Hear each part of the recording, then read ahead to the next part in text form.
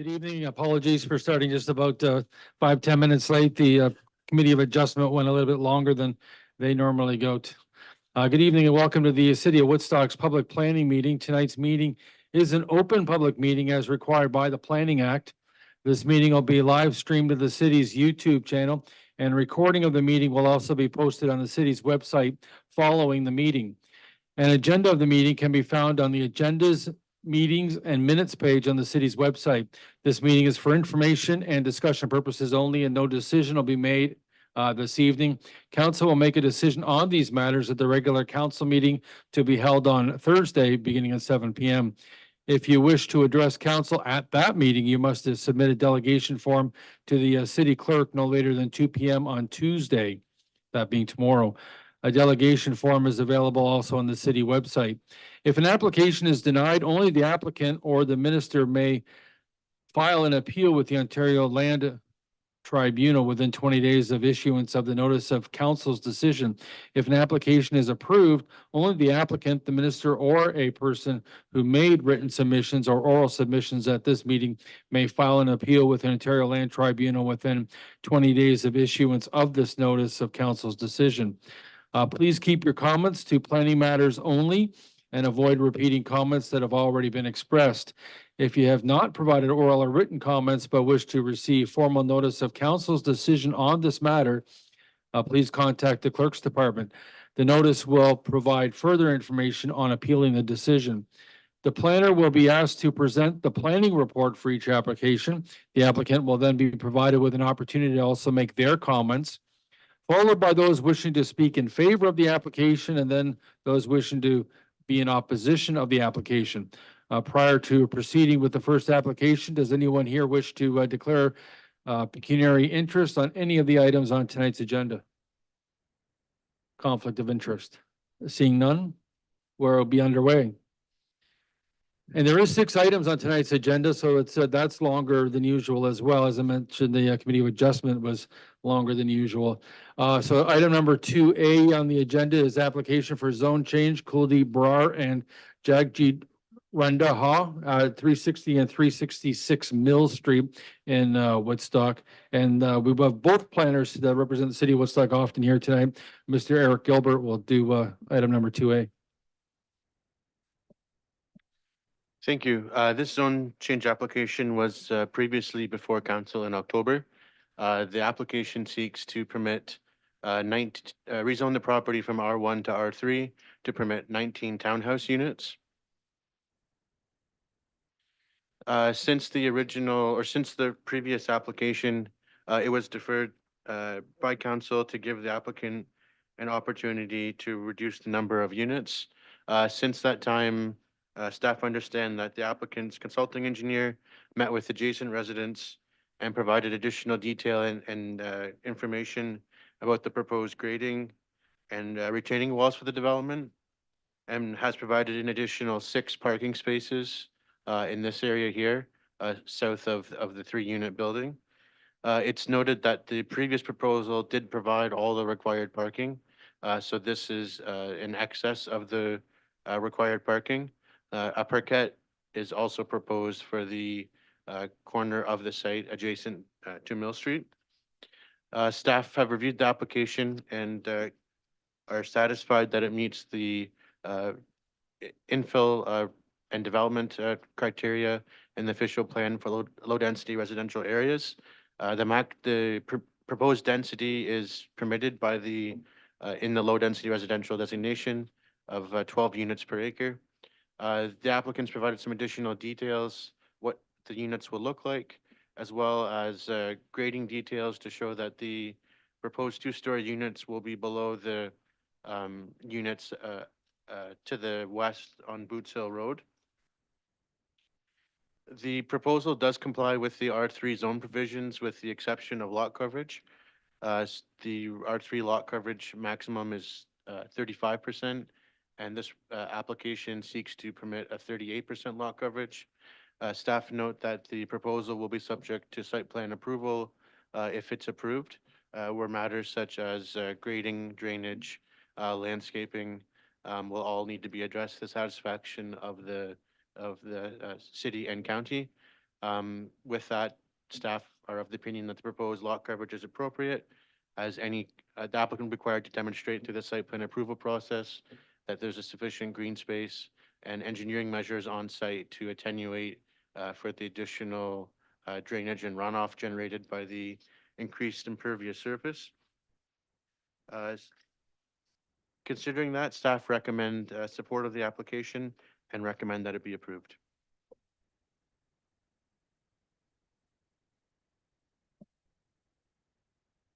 Thanks, Mr. Gilbert. Any questions from members of council for the planning office?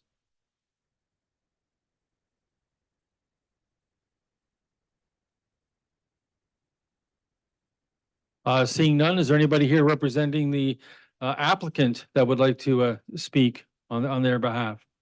If you could please come forward and give us your name and address. So it'll appear correctly in the minutes. Thanks. My name is Sean Mashouf, representative of the applicant. And we are engineering firm who were in charge of designing this site plan and apply for the application. As everyone knows, the application has been referred to revised as like on as favor of neighbors and councils. We try to contact some of neighbors and councils, and we successfully meet some of them. We try to understand their concern and address accordingly. We understood there are certain of items supposed to be addressed. One of them was breaching of privacy for properties at west. Um, Traffic was another concern of some of the councilors and neighbors. The evaluation of the property was another one. Number of parking spots was another one. So we try our best to address this concern.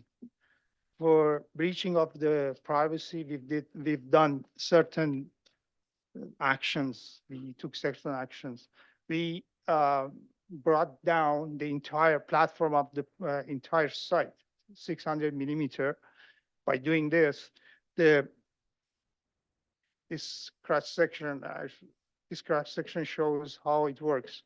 And then we're gonna have a retaining wall, 1 meter retaining wall, and 8 feet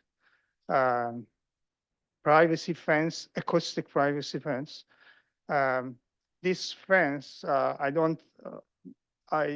we put more details on that now. This one is not good enough. If somebody is standing on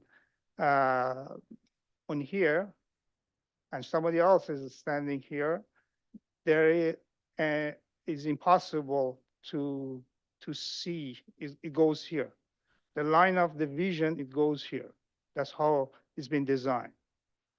Like there is no way anybody, even standing, like average person, 5.57 person average for women and men, can look at that. And we can push it more down if it's necessary. The intention is to take off the possibility of anybody can see through this fence. That's one thing. Another major action we took is we removed the porch from the ground floor, and the only access from these townhouse units to the backyard is from basement.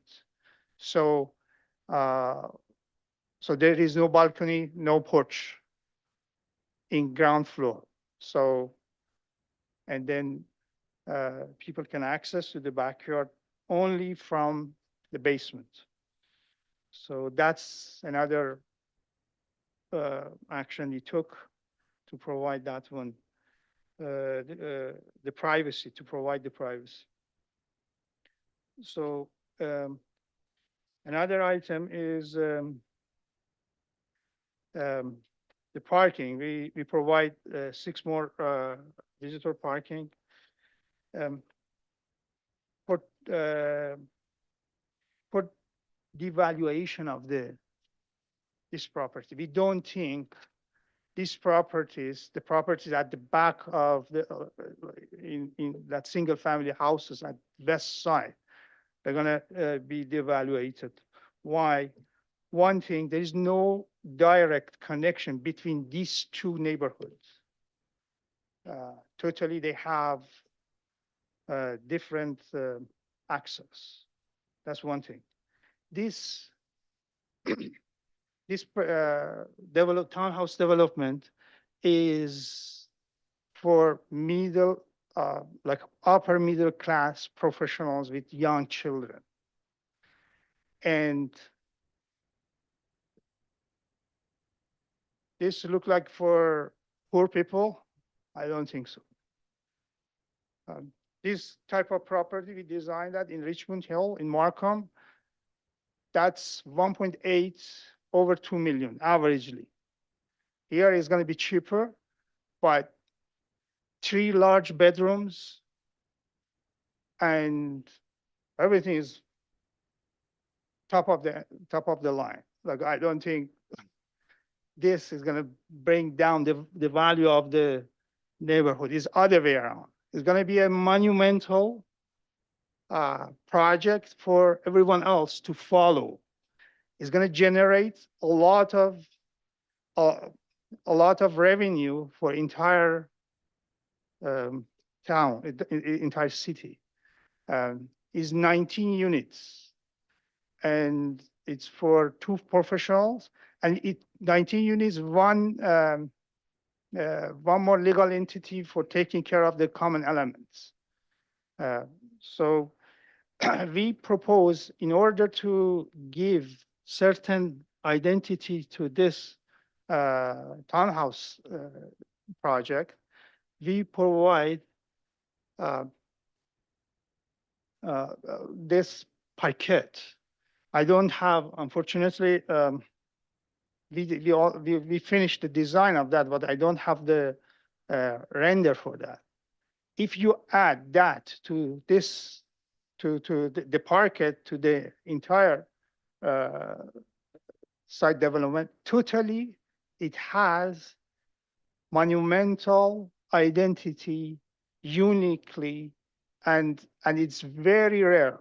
Just few of similar one in Richmond Hill, one in Markham exists, and the third one is here. And you are easily one reject that, like in city of I don't know. It's very interesting to me. It's if you don't want this in your town, in your city. So the last concern we understood is traffic. Traffic will be occurred when there are internal trips. A city will live economical existence, will create all variety of vehicular trips. Traffic by itself is not an issue ever. It will be an issue when it's not properly managed.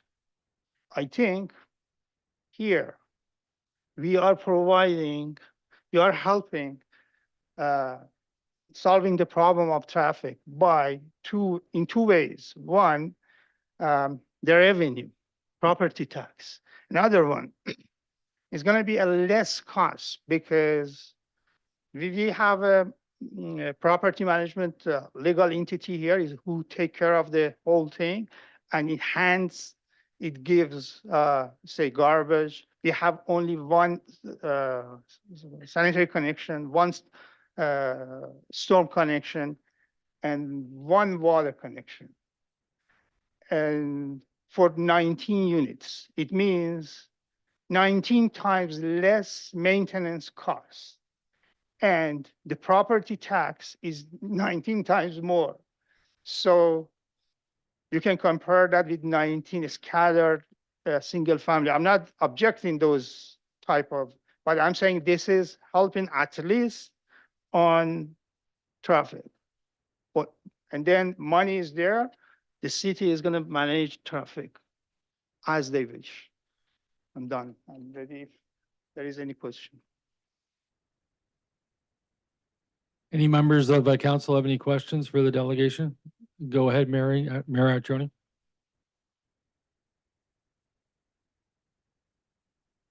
There, thank you, through you, Chair. Thank you so much. First off, let me start off by saying thank you for listening to council back in October. You've addressed a lot of the concerns of the parking, the heights. I gotta say, I liked when I saw the plans bringing it lower and privacy concerns for the neighbors and behind. Couple of questions I do have with are there gonna be ownership or rentals? And then I'm assuming there must be a condo corp then. Yeah. Be No, dupes. it's, Yeah. I said, it's gonna be it's gonna be 19 freehold townhouses, Okay. like everyone owns their own property. Right, so freehold, But, not rental. but there is one more entity taking care of Mhm. the common area. Garbage, it's up to them, the board, right? Like, and the member of the boards are the owners of these properties. So And all they 19 decide owners. what is the level of the service? Like is this type of management, like setup for the ownership works the best.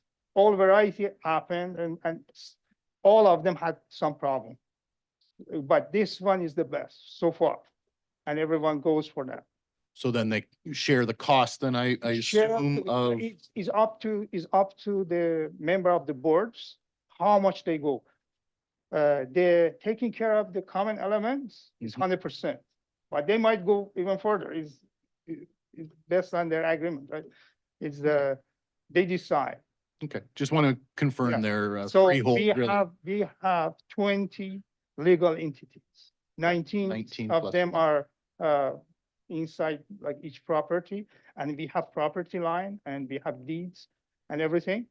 And the last one is like the the corporation, and that's taking care of the parquet and driveways, garbage, loans. It depends. It depends what they decide. But minimum is parquet and the driveways and garbage. Okay, That's you. minimum. thank you. No problem.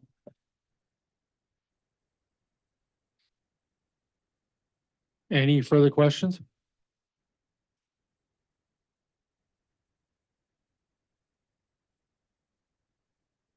I too want to thank you for the amount of time you've spent with the members of council, touring the site and walking the land, so to speak, to be able to take a look at what could be done or what could be modified or changed in the plans. Is there anybody here that would like to speak in favor Thanks very much. of this project?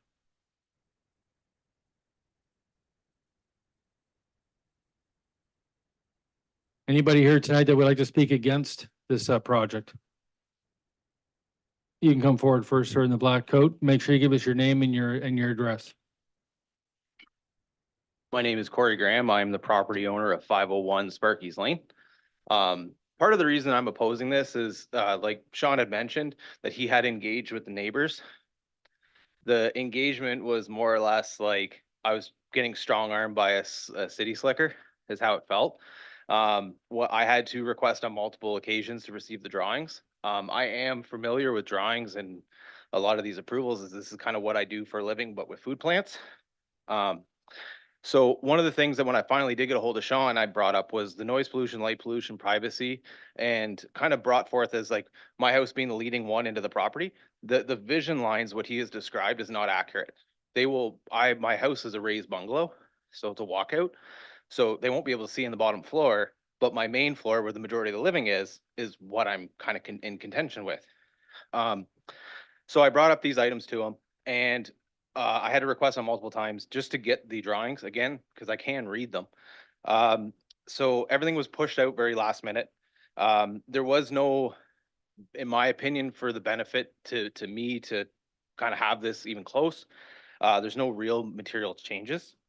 And the interesting thing that I thought that was brought up, and I was pitched the same thing, was with the demographic. So the demographic is being pitched to everybody as a, young professional, 34 years old, young family. Well, I am that demographic, and I am a contributing member of Woodstock. I work outside of this city, but I choose to live here because of the values that the city has. And, cities like Richmond Hill and that don't appeal to me. I could live those places tomorrow, but that's not what I wanted. I wanted the small town of Oxford County, which I've grown to love. And this does not match our communities at all. So I struggle with that, just being a long-term member of Woodstock. The other thing too is I'm pro change. I would love to see the two properties behind my house be developed and turned into something beautiful, but this isn't it. Like there's examples of condos up the road. I used to live on Southwood Way. There's rows of condos through there. And those condos are bungalows with garages in the back that still fetch the same amount of monetary value that their business plan has put forth. It's just not that high density approach of the Scarborough, Mississauga, Richmond Hill. It doesn't have that same impact. The other thing too is there's 203 houses for sale in Oxford County right now, 18 of which were listed in the last 5 business days. It doesn't seem like we have a supply issue when it comes to that. It seems like we have a people issue in acquiring these homes, and we're going to drive up to something that doesn't match the rest of Oxford County. We think that's going to move. I think you're going to end up with more real estate sitting on the open market, which will adversely just drive up our costs of everybody else's properties or drive them down. I guess the last thing is this really, to me, feels like a strong arm city approach, which I've seen with many corporations I've worked with across North America. This is a box checking exercise, and it's not about the well-being and benefits of the community, in my opinion.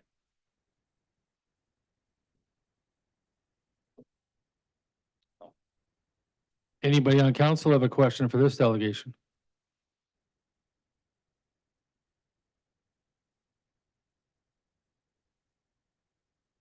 And somebody else that wanted to speak against it, you can come on forward, sir. Hi, my name is George Litchwa. I live at 506 Sparky's Lane. I spoke last meeting and talked about the traffic issues on the highway there. It's an emergency detour route. There's an ambulance station. I'm noticing a lot of people are using the turning lane for merging to turn left out of our neighborhood and passing when there's a bus stop or a truck who can't make it up the hill because of the ice. Adding essentially 40 more cars during rush hour is going to do nothing to help that out. There isn't a traffic kind of break between Clark Road and Bower Hill. So people coming up that hill are driving way too fast, right? And sometimes when you're turning left, you have to be careful because you can't see. And I'm just worried with all these extra cars on that road, when there's the plow or the farming exhibition on the other end of town, you might as well just stay home, right? Because of the traffic. The roads, unfortunately, it's an artery to get north of the city, and it just isn't built with the volume of traffic that I see on that road every day. And I can't think of any other highway which has an R3 or that dense of a housing kind of situation, like I said, on a highway.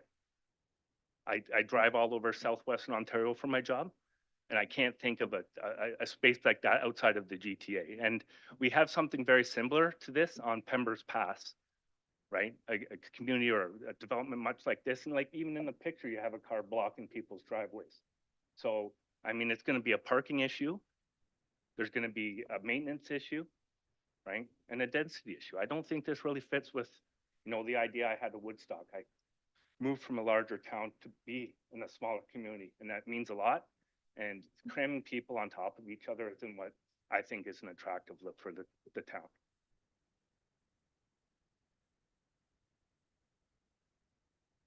Any questions or comments for this delegation? And thank you Thank you. for coming up and speaking. Was there another hand that was coming up? All right, you can come on forward, sir.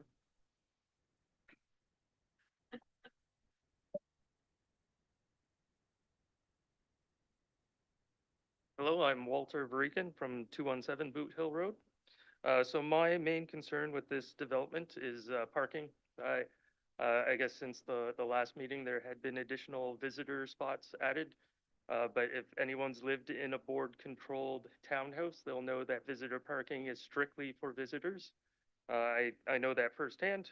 And so the additional visitor parking isn't going to do much. I was just looking at this rendering here. The driveways are the size of just a typical parking spot at a Walmart or wherever. These are, it's definitely smaller than what is rendered. And you can see there's a car parked on the street. This street is 6 meters wide. There will not be any on-street parking allowed. So to allow for emergency vehicles. So this is not the size of a side street or a typical street that you'd be able to park on off your property in front of your front yard. So I'm still, like I mentioned in the previous meeting, strongly recommending to get rid of the front yards. I know it sounds like a lot of space to remove, but the front yards are as big as the driveways. So it would be exactly 2 spots per unit to allow for the additional parking required. There is no parking, like I mentioned before, on the on-premises streets, and there's no parking on the adjacent street, which is Mill Street, which everyone knows. So the closest parking, if people cannot, are not satisfied with one garage spot and one driveway spot, will be the entrance to my neighborhood, so Boot Hill, Sparky's Road, Sparky's Lane neighborhood. So I'm just going to reiterate that there's still going to be a huge issue with parking. I don't want to see the entrance to my neighborhood cluttered with cars, especially because Mill Street is quite busy. And it's just one more thing to worry about when I'm coming and going from my neighborhood, as well as the kids that play in our neighborhood as well.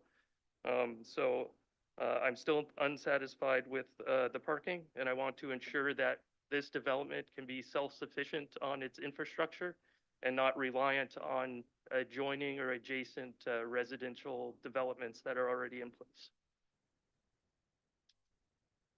That's all. Any questions or comments for this delegation?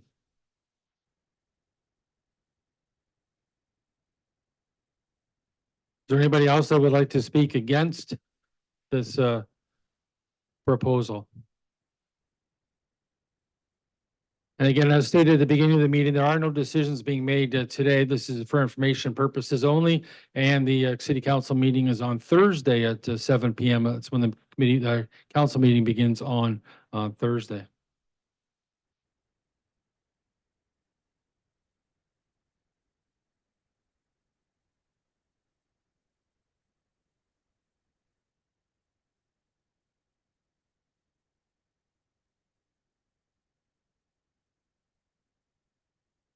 The next item on the agenda is ZN 8-24-04.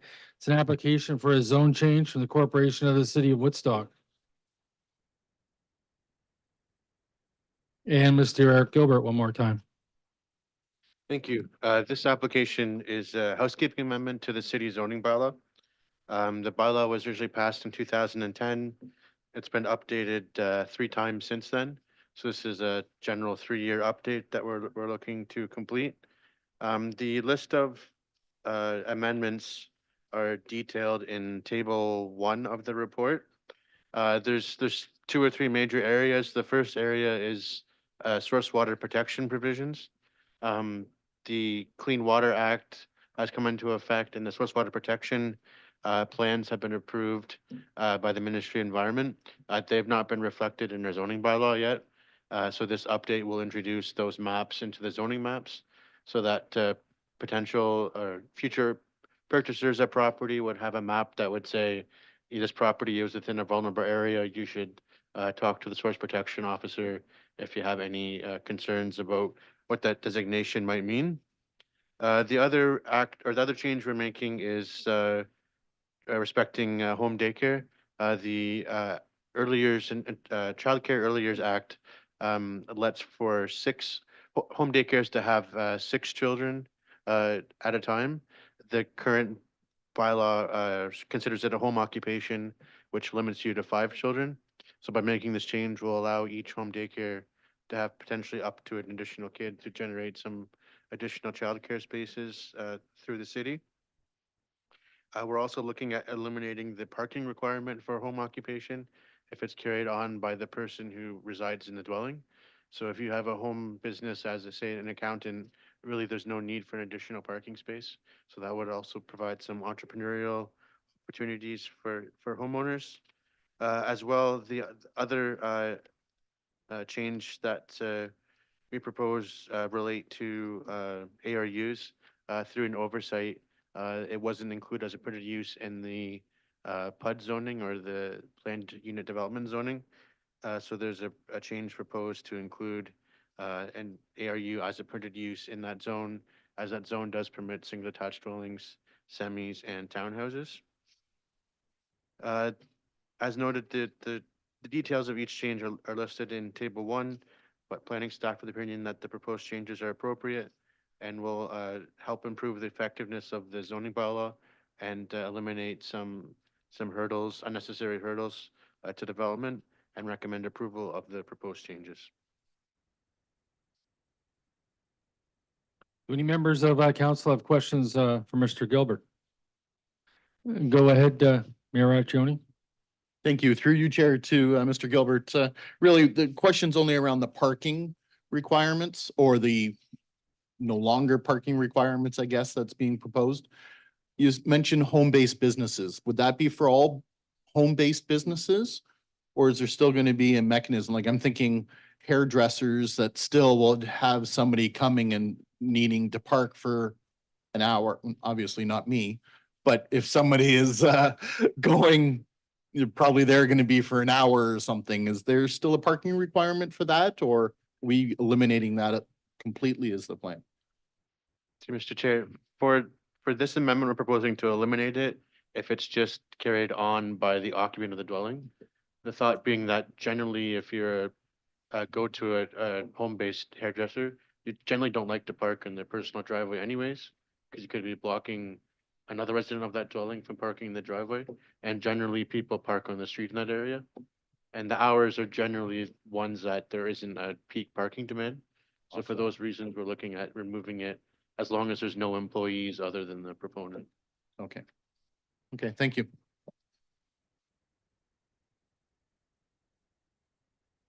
Anybody else? I guess I have a question for you. I'm just curious about the daycare number. You said that currently it's 5 and this would increase it to 6.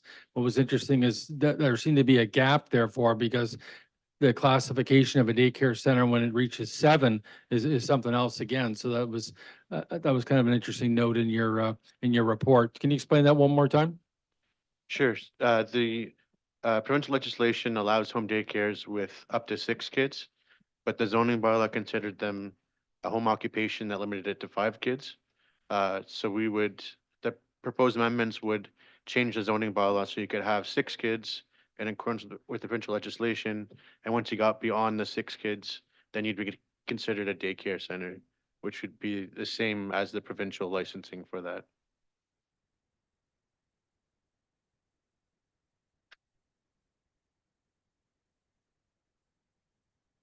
Anyone else with any comments or questions on this?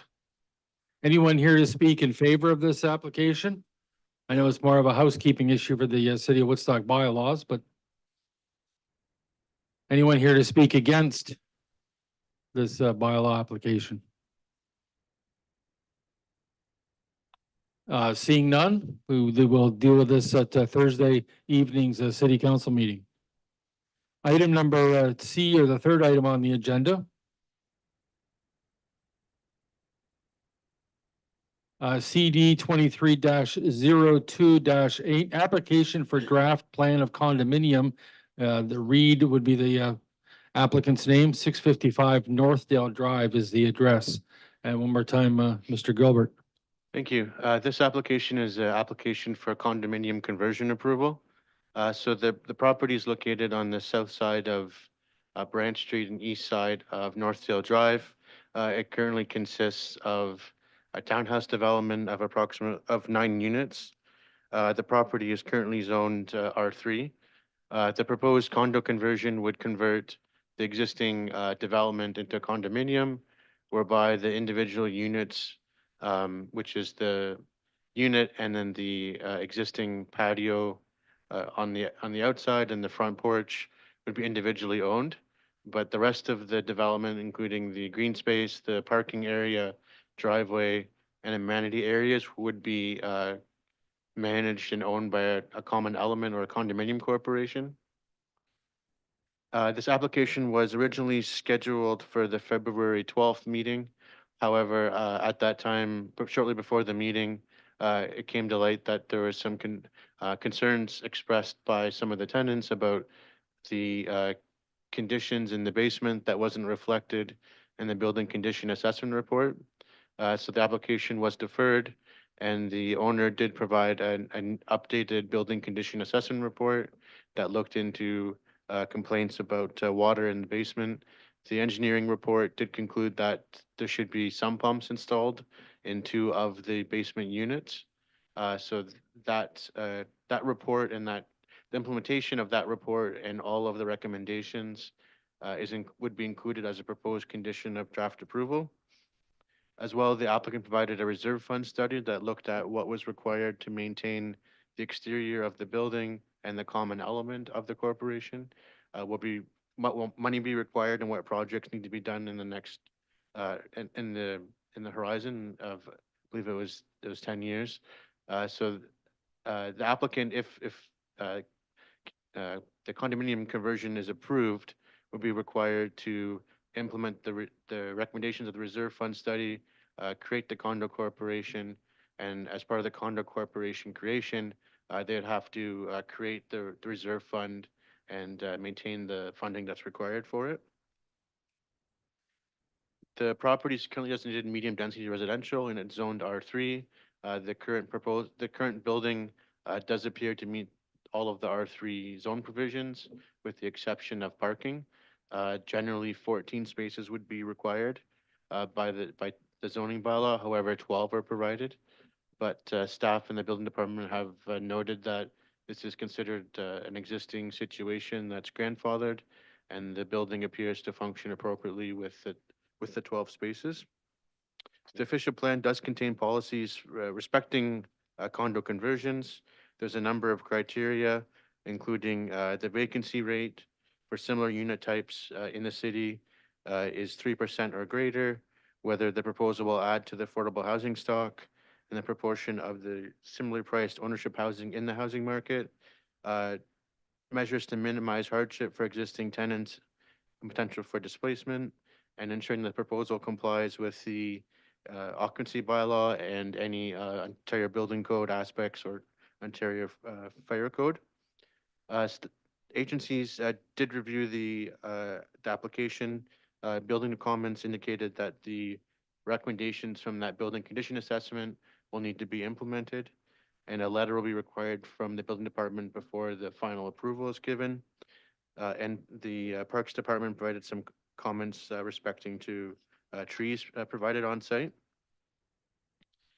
With respect to the merits of the application, although the current vacancy rate in Woodstock, according to CMHC for fall of 2023, is 1.3% for a 1-bedroom and 0.3% for a 2-bedroom. So this is certainly less than the 3% that's 3% target that's within the official plan. However, there are a number of other criteria used when you assess condo conversion applications. In this instance, due to the age of the units and their expected condition, it's likely that even if they're offered for sale, they'll be more affordable than what a new townhouse unit would be or what similar units would be throughout the city. And the condominium ownership would allow for the individual sale of the townhouse units. It's important to note that the Residential Tenancies Act contains a couple of clauses respecting condo conversions. So the Tenancy Act provides additional protections to tenants affected by a condo conversion.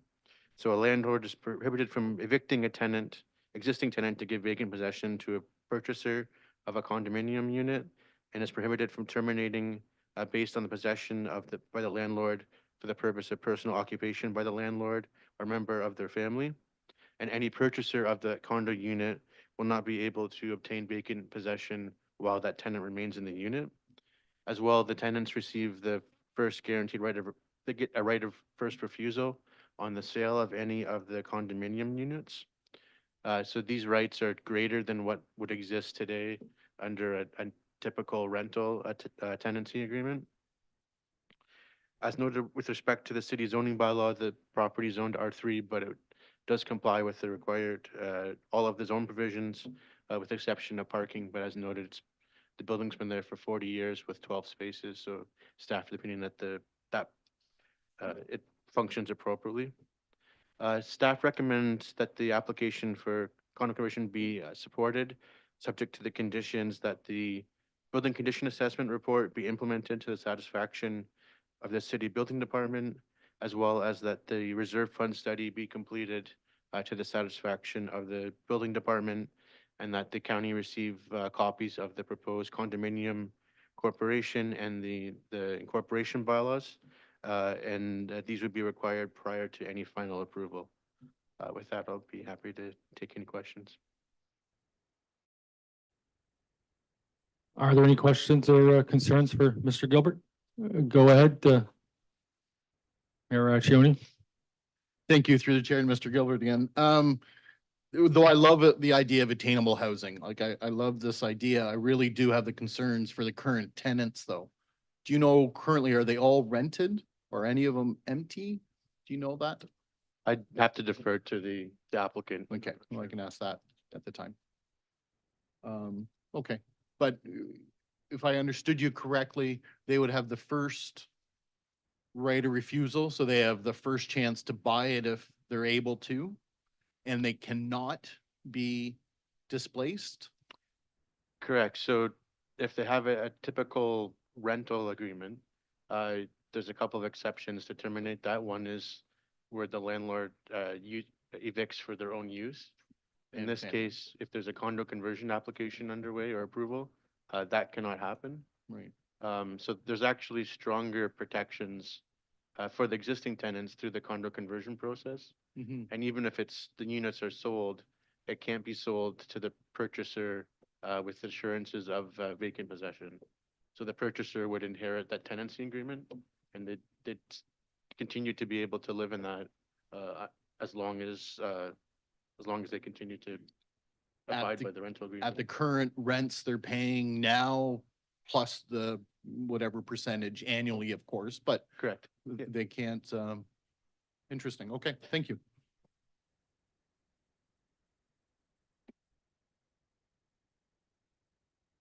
Any other questions?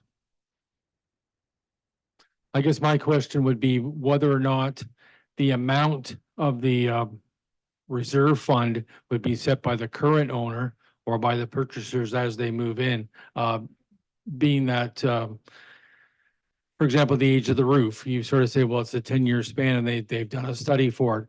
But I hate to see somebody move in there as a condominium and then suddenly realize that there's negative aspects to a property that outnumber the amount of money that was left in a reserve fund by the previous owner. So prior to the creation of the condo corp, that reserve fund has to be established based on the reserve fund study. And then going forward, if enough units have separate ownerships that there's a new condo corporation, every 3 years they have to update that study. And then the condo board, the condominium board of the corporation, the managing board, they would have to ensure that the reserve fund is sufficient for the works that's expected to be required. Any further questions for Mr. Gilbert? Go ahead, Mayor Accioni. Thank you again. Just in relation to the condo fees, would that be on the tenant or would that go to the new owner of the condo then and can't be transferred to the tenant? No, that would go to the owner of the the owner of the unit. Perfect. Just want to make sure. Thank you. In the past, we've seen more of these, but for tax advantage reasons. So before, the difference in taxation and the taxation rate for a condominium unit, rental unit was a lot higher. That differential is much narrower now. So we see less of these applications generally.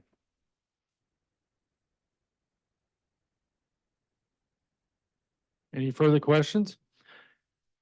And would somebody from the delegation be interested in coming up and speaking, somebody representing the owner?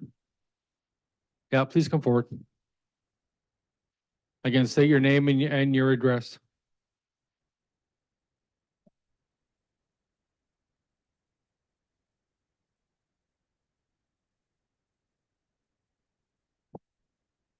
Dave Hannum of 318 Wellington Road in London. So good evening, members of committee. As I said, my name's Dave Hannum. I'm a partner and registered professional planner with Zelenka Priamo. We're a London-based planning consultancy. Also here this evening in the gallery is Mr. Mark Burke from Royal LePage, based here in Woodstock as well.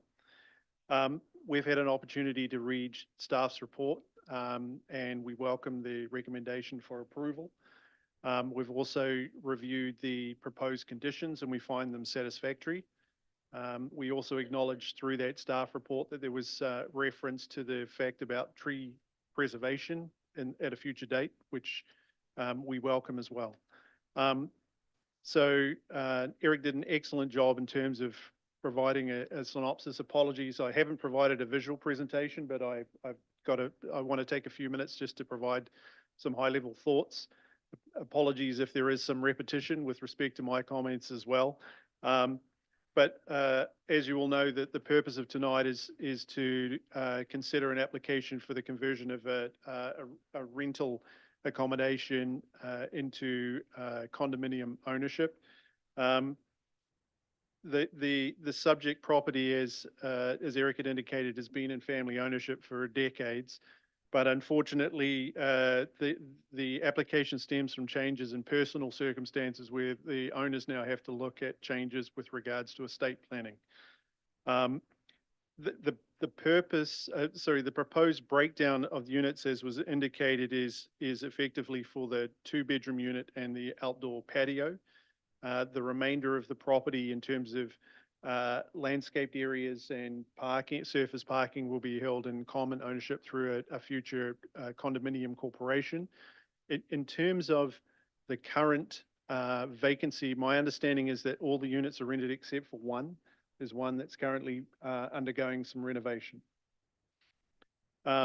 So in terms of the actual application and the nuances, there'll be no discernible change to the actual appearance of the building whatsoever. It's just the change in terms of single owner to multiple owners. In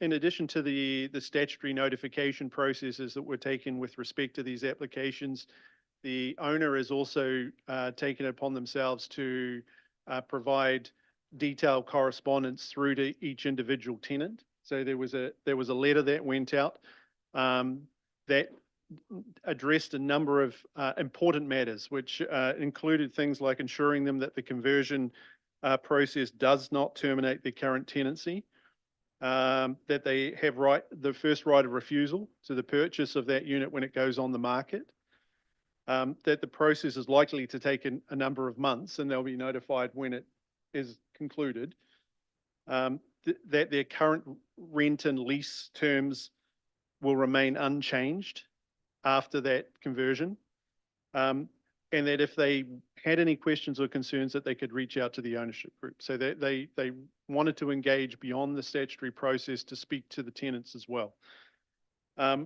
It's noted in the staff report, and Eric talked about it as well, is that there are very robust provisions within the Residential Tenancy Act that protect the existing tenants. As he alluded to, there's more protection now than under the current rental agreements with regards to this conversion process. In support of the application, there was the building condition assessment report prepared by a consulting engineer and a reserve fund study, as we've mentioned.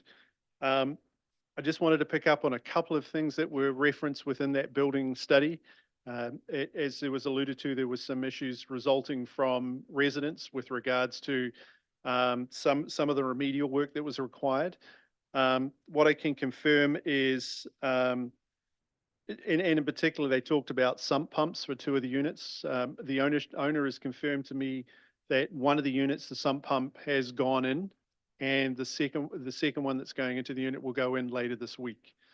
In addition, as a result of some of the issues with regards to water in the basements, the report indicated that some of the rear patios had cracking in it. So that concrete work and the patio repair is earmarked to take place, I think, next month.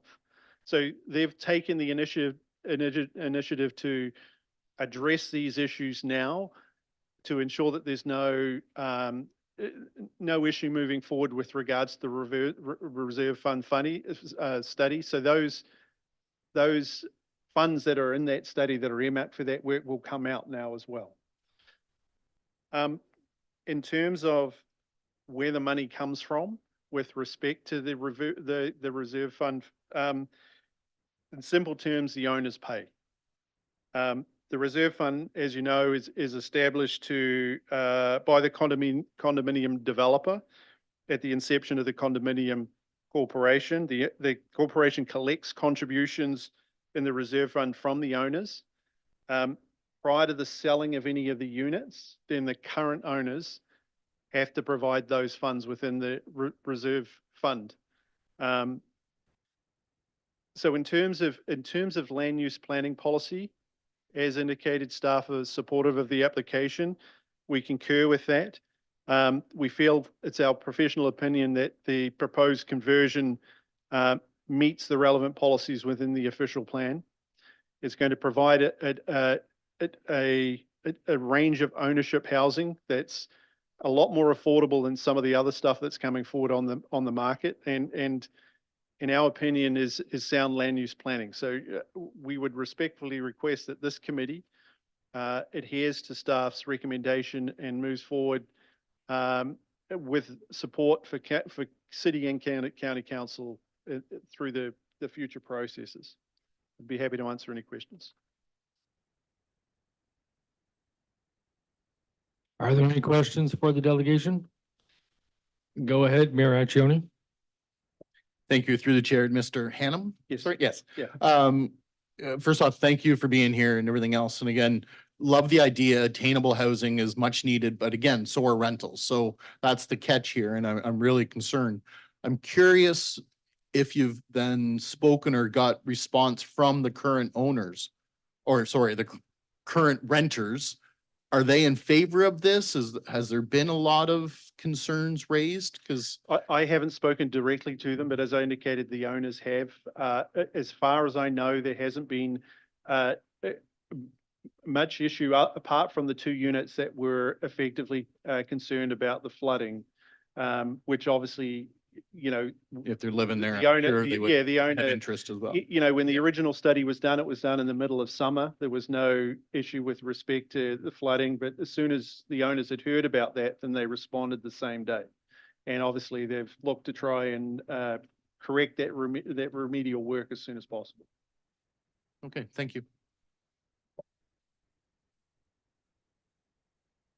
Just to explain one more time, I guess, you don't officially become a condo corporation until there's 5 of the 9 have individual ownership.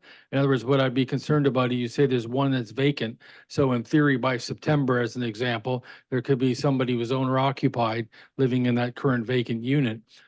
Would they therefore pay 1/9 of the cost for all maintenance on the exterior, grass cutting, snow removal? Not until they're Gardens. registered, and obviously we need to address all of these issues before registration with respect to that. And I, you know, when I spoke to the owner, it was vacant. I don't know if it's vacant at this point in time or not. Any other future questions or additional questions? Go ahead, Councillor Martin. Thank you. Through the chair. Ooh, these are loud. You mentioned the current rental agreements. Under those current rental agreements, to your knowledge, was rent increased up to the 2.5%? We've been under a rental freeze, but was rent increased up to the 2.5% as permitted by Ontario's rent increase guidelines for 2024? I don't know. I know that there are a number of residents within those units that have been there for a long, long time.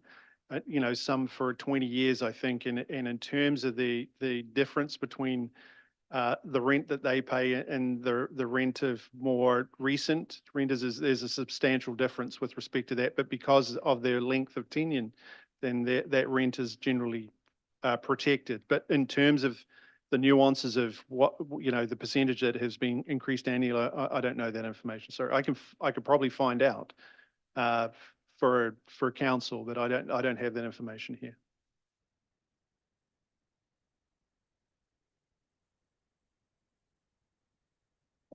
Thank you for coming forward and as a delegation. Anybody here wanting to speak against the application? We'll start with against this time. You can come forward, lady in the black sweater.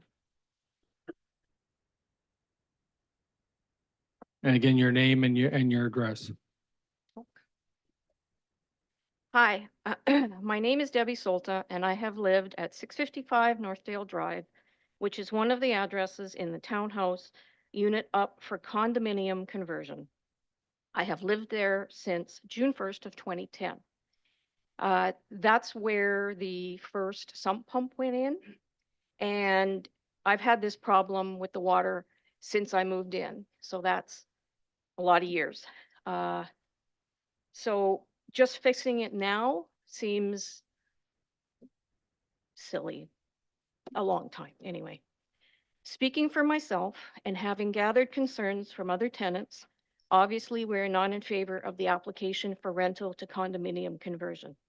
Below are the reasons why a condominium conversion is not favorable to the tenants I spoke with and myself. It will force at least 4 tenants over the age of 60 to find a new place to live. And I understand what was just said, but I had written this on Sunday, so please just bear with me. As we cannot afford to purchase our unit or any house, townhouse, etc., that's why we rent. Not one of the senior tenants can afford to pay double what we are paying now as we are on fixed incomes, should we have to leave. We live here because we can afford the rent, not because it has everything we need or want, but we can't afford anything else.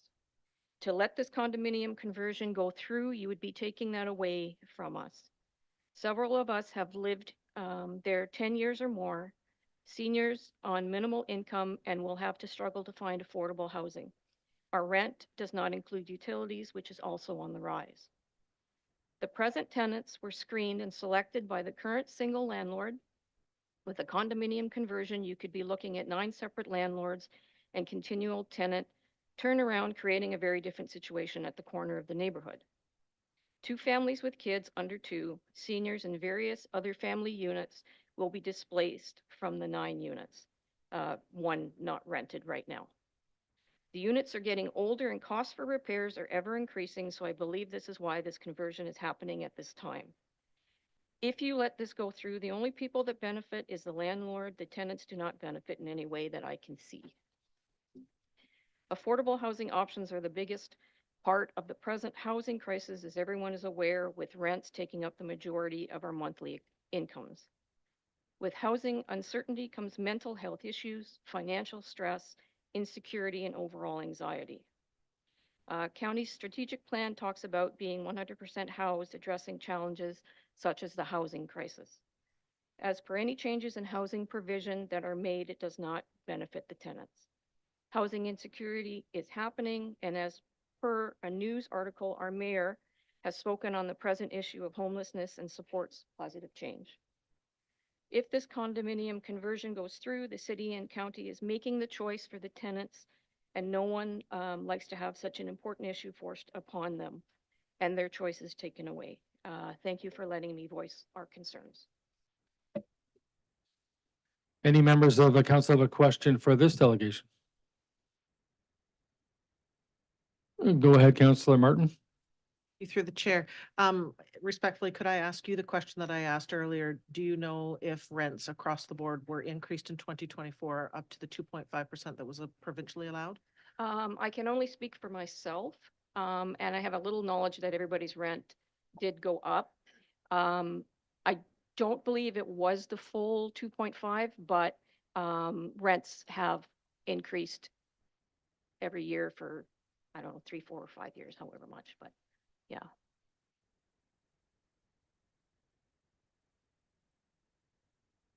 Any other questions? I thank this delegation for coming up and speaking. There was another hand that was up as well. There's somebody else that wanted to speak. Come on up.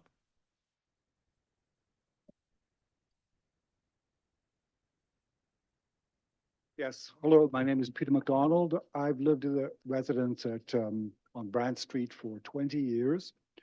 And there have been ongoing issues with leakage in the basements. After the last assessment, it appeared that there are foundational issues, not just simply leakage. And some pumps may control the leakage, but if there are foundational issues, then they should be investigated before any kind of approval goes forward.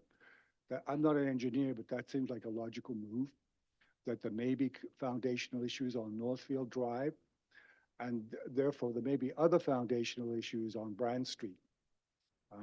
So I think that should be an issue that the engineering department, whether that be the city's engineering department or the county's engineering department, or somebody should look at the foundations to ensure that there are no foundations. The process of conversion has been very stressful. There hasn't been a lot of communication between the owners and the tenants. This is the only notice that I got, and that was sent by email, and it was also attached to the outside of my door. So there's been no real consultation regarding how the tenants are reacting to the conversion. It seems to be we're just there, and we're not asked what's the impact on us individually, whether we would do we have the money to purchase one, would be interested in purchasing one. Frankly, it's out of my ballpark, and I believe that the amount that they're asking is something like in the neighborhood of $390,000, which is probably cheaper than a new unit, but for the tenants, it's out of our reach. That's why we're there. That's why I've been there 20 years, because I cannot afford to purchase a home. So that is my home. And I'm certainly flexible in wanting to talk to the owners about what the future horizon is, or are there foundational issues? How can we facilitate this process? But there hasn't been that kind of openness between the tenants and the owners. So that's just a comment that could be improved. The other thing is, if it's sold, this section 51 of the Landlord Tenant Act, I've looked that up, and it seems to be like protection. But as with most laws, they need to be tested. And I've had issues in terms of landlord tenant issues with the owners in the past. And I find that the more you delve into the act, the more there are exceptions. So just like a parking sign says stop and go through, there's always exceptions to going through a stop sign. For example, when you wave through by a police officer in the event of an accident. So that while that part of the act seems to protect us, you really need a legal opinion to see whether somebody who buys a unit, who's desperate to move in, they want to move in, they want to get off rent, they want to get off the street. And so they buy a unit, they may not know about that clause. So they give a tenant notice to leave, but then they're challenged. So then you're in a landlord tenant issue, and that section of the act is then, it's not clear. It's decided by an adjudicator at the land.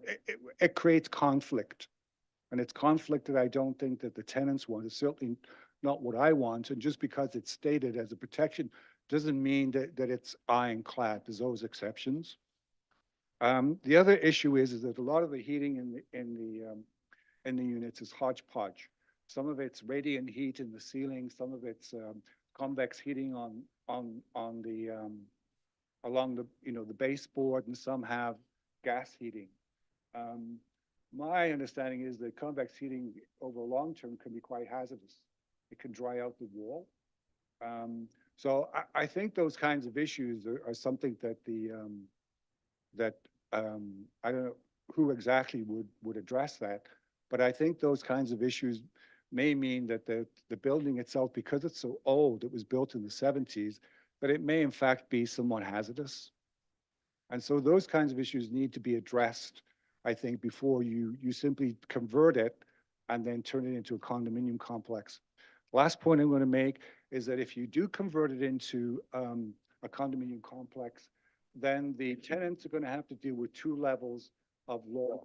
There's going to be the Landlord Tenant Act, and then there's going to be the Condominium Act. So that makes it, I mean, life is complicated enough. There aren't enough rental units that people can afford. There isn't enough affordable housing. So why make a simple old residential unit subject to 2 levels of legislation? Which one has the precedent? Again, you have to go to the landlord tenant board to argue it out.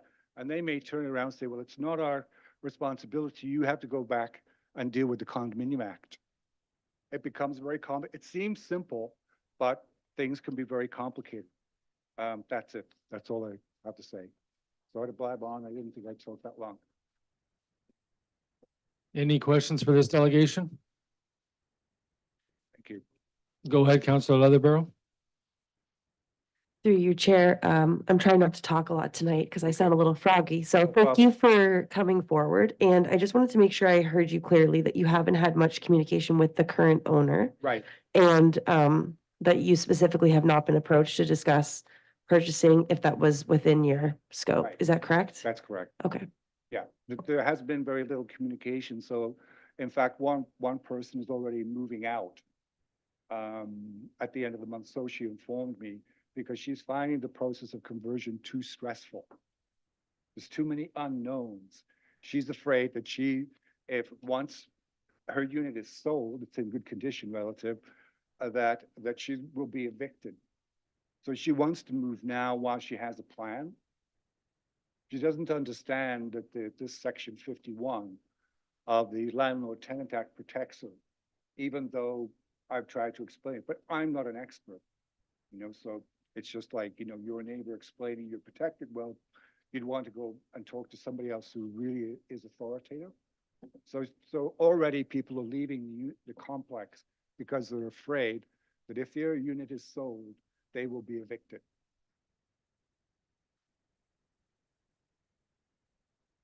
Any other further questions or comments?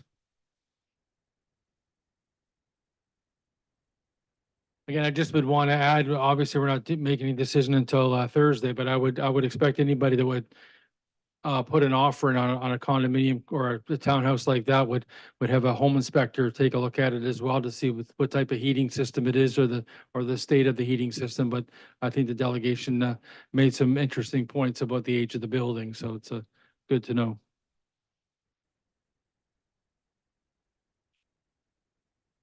Next item on the agenda, item D. Sorry, is there somebody else that wanted to speak? Yeah, come on up for sure. Sorry about that.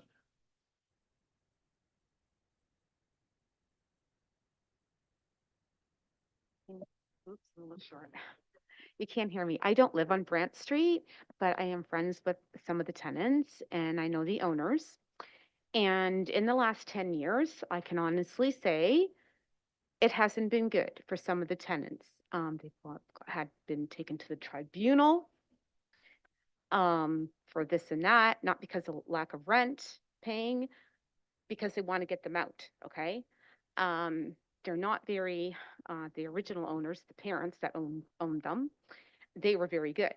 But since the children have taken over, it hasn't been such a good deal for the people that live there. And every single one of those tenants in those 9 units are not able to buy them or afford more rent than they pay. And we have got a housing crisis here in Woodstock. 200 people are displaced, okay? Have no housing. Are we going to add to it? Because that's what we're looking at if we go through with this. And they have not taken care of them. Last time we came to this meeting, there was 3 people that had leakages in the basement. They have not taken care of these buildings since the children took over. They should be taking care of the foundation, taking care of the windows. Why should they have to put plastic on the windows when wintertime comes? They should not have to. The windows should be airtight, proper screening, proper everything. If you're asking for the rent, you need to keep your units up if you own them. That's all I have to say. Any questions of this delegation? We need your name actually and address. Oh, sorry. Where you currently live. Yep. It's Heather Green, green like the color, and 713 Lancaster Street, Woodstock.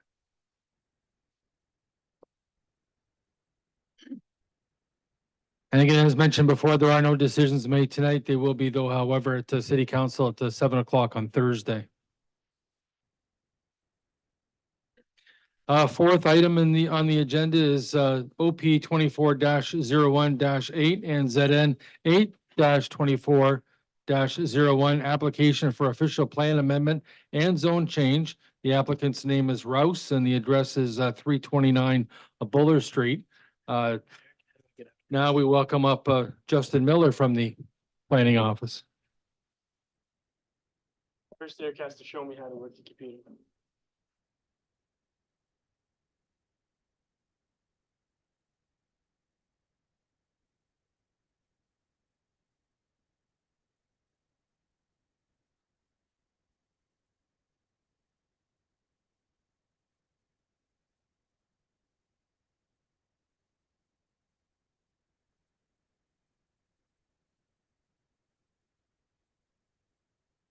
Good evening, council, staff, members of the public. Applications for official plan amendment and zone change in the name of Rouse.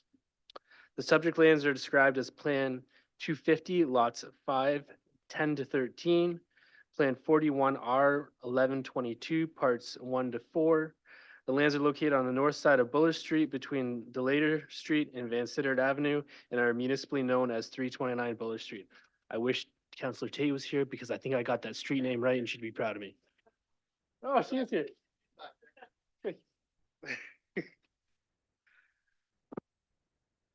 The lands are designated low-density residential in the Oxford County official plan and are proposed to be designated medium-density residential. In the city of Woodstock zoning bylaw, the lands are zoned R2 and are proposed to be designated special residential type 3 zone. Applications have been received to amend the official plan and city zoning bylaw to permit the development of an 8-unit multiple attached dwelling. The subject lands currently contain an existing brick dwelling and a number of detached accessory structures. The official plan amendment proposes to redesignate the subject lands from low-density residential to medium-density residential to facilitate the proposed increase in residential density on the site. The zone change application proposes to rezone the subject lands from R2 to R3 special. The proposed zoning facilitate the proposed 8-unit dwelling, recognize an existing lot frontage of 17 meters where 20 is typically required, and will permit a 2-meter side yard adjacent to the public alley on the west side of the subject lands where a 3-meter setback is usually required. Areas designated for low-density residential uses are generally intended to provide a variety of low-rise, low-density housing forms, including executive and smaller single-attached dwellings, semi-detached and duplex dwellings, additional residential units and converted dwellings, street-fronting townhouses, and low-rise apartments. In these districts, it is intended that there will be a mixing and integration of different forms of housing to achieve an overall low-density use. The maximum residential density for individual development low density residential is 30 units per hectare, and no building shall exceed 3 stories. Medium density residential areas are proposed to plan for low profile municipal unit developments that exceed densities established in low density districts. These are intended to include townhouses, converted dwellings, and apartment buildings. In these districts, it is intended that there will be a mixing of and integration of different forms as well. And the maximum density in the medium density residential district is 70 units per hectare. The proposed multiple attached dwelling depicted on plate 3 appears to meet the zoning provisions except for the minimum lot frontage requirement and interior side yard setback, as I previously described. So they're looking for a minimum lot frontage of 17 meters. So where you can see that it fronts onto Buller Street, it's 17 meters rather than the required 20 meters, and a westerly side yard, which is at the top end of the plate 3 there of 2 meters, where 3 meters is required, and it's adjacent to the public alley. At the time of writing this report, 3-ish comments were received from the public and have been attached as plate 4. Since then, we've received a few comments. Some folks were doubling up on comments, so I'm not sure exactly how many people. There might have been 3 people and a couple doubled up, but There's about 3 different people that made comments. The comments received from the public related to the impact of construction activities, should this be approved, potential property value declines, maintenance of the alley and activities associated with that, lifestyle impacts, general planning process inquiries, and proposed tenure type and appearance of the proposed structure. The proposal is generally consistent with the official plan policies respecting the designation of additional medium density sites, as the subject lands are located approximately 40 meters west of Van Sittert, which is considered an arterial road, and the subject lands are in close proximity to Victoria Park and are less than 400 meters from the central area on Dundas Street. Due to the location of the proposed height of the building, no shadowing impacts are anticipated on any adjacent properties. 7 additional residential units will be a minor intensification with minimum impact on traffic expected. Of note, before we wrote this report, we actually did a tour of the alley, myself, the CBO for the city, and 2 engineering staff, to have the engineering staff confirm to us before I wrote this report that they were satisfied that the alley could incorporate the impact and increase parking and the increased residential units. With respect to the proposed zoning amendment, planning staff are supportive of the applicant's request to recognize the existing lot frontage on Butler Street, as staff considers this relief to be a minor departure from the zoning bylaw, and the reduced lot frontage represents an existing deficiency. The requested westerly interior side yard width of 2 meters is a variance of 1 meter from the required zoning provision of 3 meters. Side yard widths are established to ensure that adequate space is provided for regular maintenance of the structure, and that there's access provided to the rear yard of the structure, and to ensure that buildings are adequately set back from adjoining properties. The westerly property line abuts a public alley that provides adequate access and separation from adjacent properties. And as I said, for the engineering department has provided specific comments saying that they're satisfied that the alley has the capability to support the increased building or dwelling units. The proposal provides all required parking, and the proposed building appears to meet all other relevant provisions of the R3 zone. This office is of the opinion that the proposed amendment to the official plan to accommodate the proposed development subject land generally complies with the relevant policies of the official plan, and the proposed zoning bylaw amendment is appropriately given and should be given favorable consideration. So for Thursday, staff is recommending that the city of Woodstock support the official plan amendment to county council and approve in principle the zone change until county council also makes their decision on the application.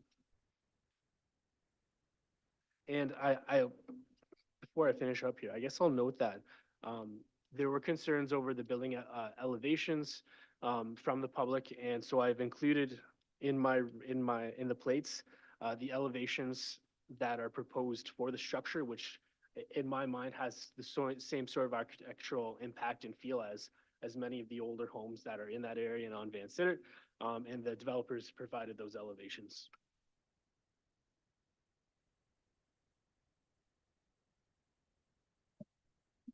Any questions for our planner?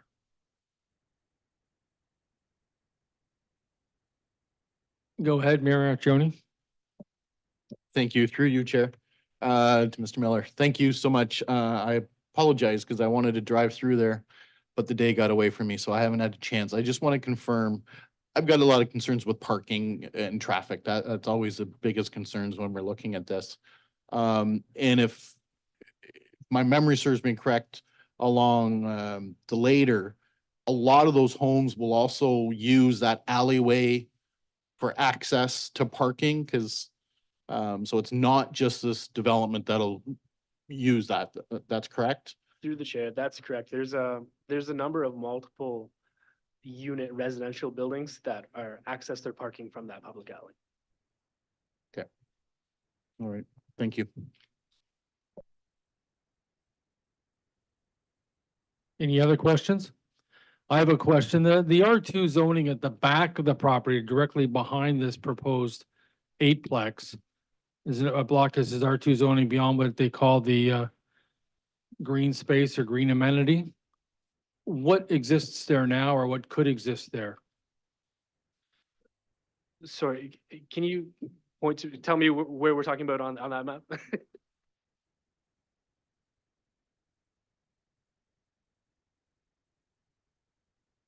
Yeah, so That appears to be an accessory structure of some sort. It's not included in this application. The applicant did collect a few properties to make this development happen, but that's not one that's included, and that is it's an accessory structure of some sort. It's not attached to any main use that I could see, but it's not a house or anything. I mean, obviously, it's one of those issues we want to stick to planning matters here, but I was curious because I drove by and there's some sort of an insole brick garage in the back of the property, and I'm thinking if, what kind of state of condition is that building in? And living nearby there in my youth, I would certainly say that house and the neighboring house, even though they're sort of supposed to be mirror homes, there's a significant difference in the two. So just sort of the maintenance of the subject property was in question. But my actual question for you therefore is, this eightplex, is it proposed to be like a raised ranch, one level sort of raised out of the ground a little bit and then a level above it? Or will it have a full basement underneath it, therefore being in theory 3 levels? So through the chair, that's probably a question that I'll leave to the applicant just to answer better than I can answer. I've got their elevations here, which certainly appear that it has a full basement proposed underneath it in the dash hatch there. But I'll let the applicant perhaps give you a better idea. Go ahead, Mayor Trioni. Thank you. Just while you're up, I do have a question then for you. Do you know, and I'll tell you why I'm asking this question. Do you know if the basement is being lived in currently? Or they're proposed, they're building, is that the apartments included in this, or are they vacant right now? With the I proposed? do not know.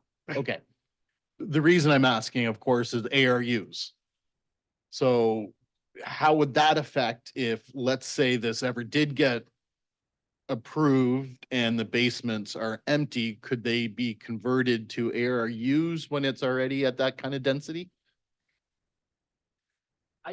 I don't think so. And the reason is I believe our ARU provisions limit it to single attached dwellings, semi-detached dwellings, and townhouse dwellings, whereas this is a multiple attached. Right. So it already is as multiple as it's going to get. Hate to assume, that's why I'm Yeah, asking the question. Yeah, though. I think the Yeah. specific ARU provisions that we've created say specifically single semis and townhouses. Okay, we'll leave the rest for the applicant. Thank you. Any other questions or comments? Well, thank you, Mr. Miller. I know his night's not quite done yet. Is there somebody here to represent the applicant that would like to come up and speak?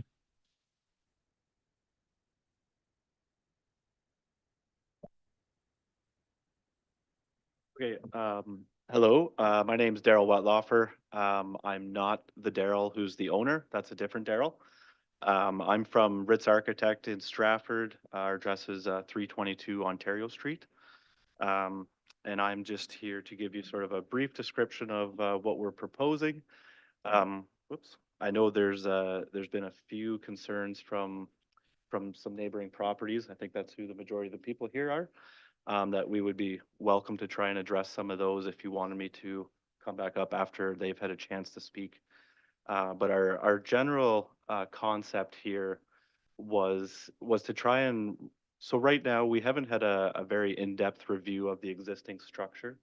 The developer's intent is to save the building if it can be saved. We know there's been, just looking at it from the street, there's been a little bit of neglect in the maintenance of the property. When you look at the backyard, there's a little bit of junk back there that I think is maybe causing, based on some of the comments from the owners or neighboring properties, some other rats and vermin, rodents in the neighborhood as well, that we'd be looking at cleaning that up. So our proposed development would love to save the building if it can be.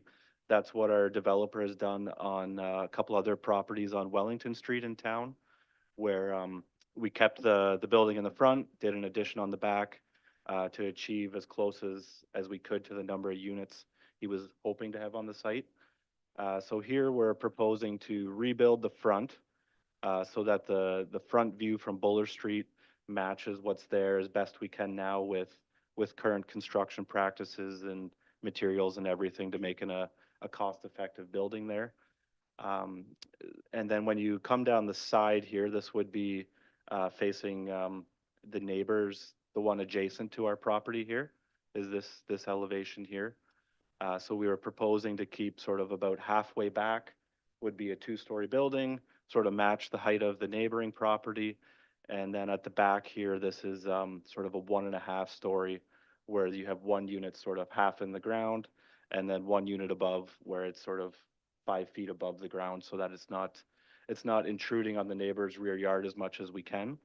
And then as for the front, I know it looks like there's potentially a basement here, but a lot of that is for frost coverage of the footings that we'd have to do because the grade kind of drops off as you approach the alley side of the property. So the basement's not going to be used for living. It's only going to be a building service space is all that's going down there, which currently the existing building, there is a basement there. As far as I know, the owner's not living in the basement, and I don't believe it has proper ceiling height requirements for building code in order to have as a livable space, like to put an accessory unit down there, for example. So right now, we're not intending on doing the accessory units in the basement, mainly because we don't have room for more parking spaces to accommodate more units, and it also makes our density and everything else worse, which isn't favorable for the neighbors.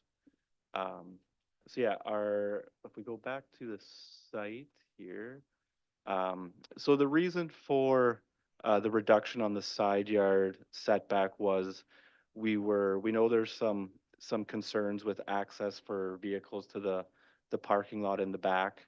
So we were proposing to widen the alleyway by 1 meter onto the owner's property so that this, at least the one alley on the west side would be a little bit wider. The one on the east down here would remain as is. And then we would propose most of our tenants use this alley on the west side, which would be paved a little bit wider because I know there's a little bit of overgrowth over time that the 3 meter wide alleyway does eventually start to feel a little bit smaller in the summertime. And then we were proposing one unit to have its entrance off Buller Street. They would use the 2 parking spaces at the front to limit the pedestrian traffic from the back along the side here. 4 other units are on the alley side, and they would all have parking in the rear here. And then we have 1 unit on the east side, which was kind of to maintain when you're back at the elevations, that this side yard is sort of similar to what you would expect for a house of that time, where you would have front door, there's potentially a side door on somewhere a little bit halfway down the building, and this door here would only be used for a single tenant. And then the other 2 to get us to the 8 units, their entrances are at the back here off their balconies. And we would propose to have screening on the sides and in the middle so that their view, if their tenants are using those balconies, it would be to the rear yard, which would be our proposed amenity space here. And that would hopefully mitigate any privacy concerns for the adjacent neighbor here that the balconies are at the back of our building. They're almost at the rear of their property, and we'd screen the side so that the view nobody's really looking into the neighbor's yard there. And that's generally the design intent we were aiming here to hopefully please the neighbors. I know there's some concerns, and I'd be happy to come back up and address any of those once they've had a chance to speak about them.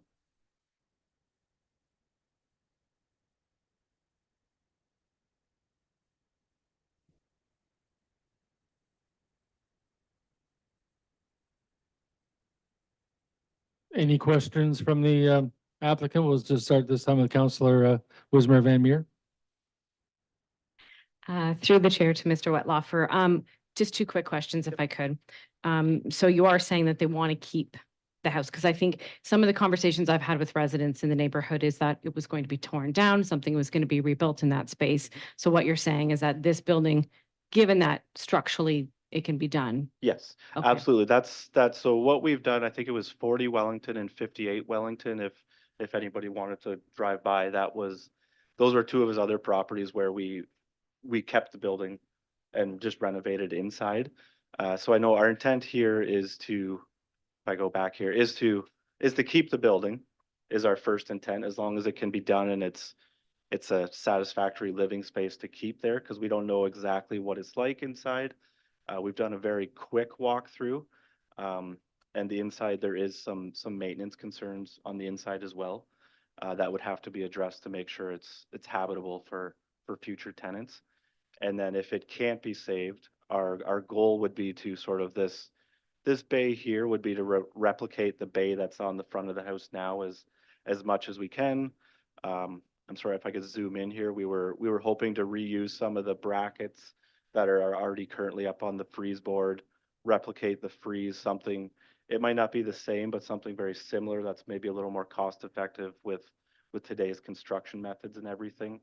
So yes, our goal was to save the building as long as it's feasible and structurally adequate to do that. And if not, then replicate something as similar to the neighbor's property as much as we can. And just to follow up on that, is there a reason why they're looking to do 8 units, like building this addition to put 8 units in? Like structurally, if the building can stay as is there a way, I mean, having grown up in this community, there's a lot of houses on Van Ave have been made into 2 or 3 Yep. places within what's structurally there. Yep. If space allows and this building allows, is that something that the developer would consider as leaving it the space that it is and developing within the brick and mortar that exists? He definitely would be. I think the big reason for wanting to go to 8 units was the financial portion of the purchase of the land, the construction cost, in order to make it work feasibly for his financial portion of the work, that he needed to be in the 8 units neighborhood based on just what the current owner wants to sell the property for and what construction costs are.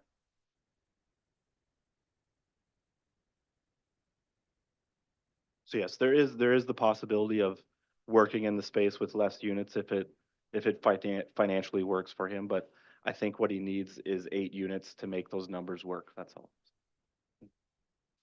Mayor Accioni? Thank you, Chair. Through to Mr. Wetlaufer. Thank you for being here.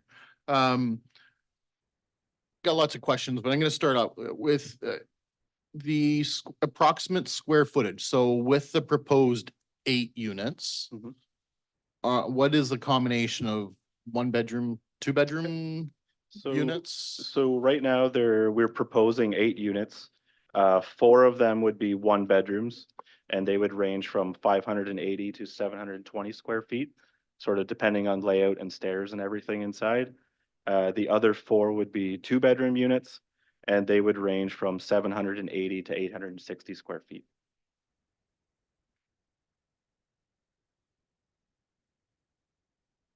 Okay, if I may continue. Okay, with so the owner right now does not own the property yet, or has already purchased the property? I guess I'm a little confused here. Yeah, so right now, so it's the application is the Rouse and Benji Investments. So the Rouse is the current property owner, and Benji Investments has a realtor sort of agreement to purchase the property based on these approvals going through. So if he gets approval for the official plan and zoning amendment, then Then Benji they will be finish the purchasing the purchase. property to proceed with this. And if the approvals are denied, then he will not be purchasing the property. That's all. Okay, that makes sense. Thank you.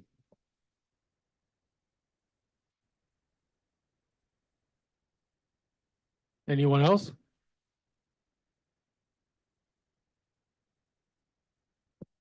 Go ahead, Mayor Accioni. Thank you. Is the building occupied currently? Yes, it's a single family dwelling right now, which is occupied, yes. Okay, thank you.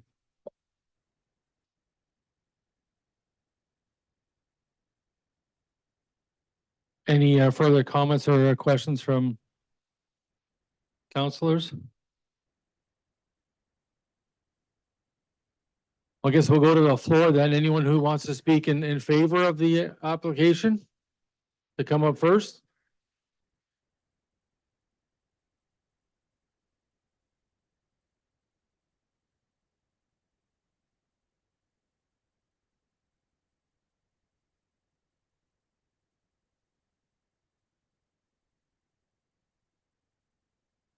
Hello, everyone. I'm Mark Burke, 28 Wellington Street North, Woodstock.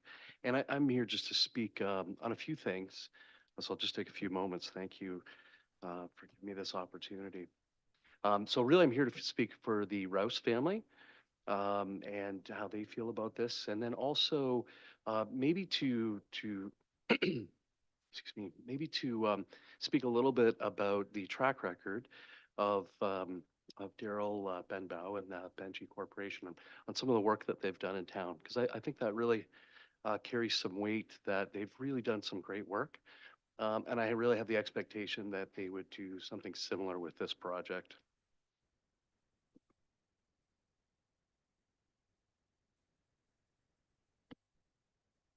Can you, maybe this guy? If you'd like to close the document, you should be able to find your slides as an icon.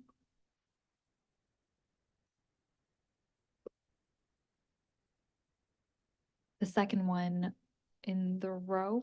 Yeah. Thank you.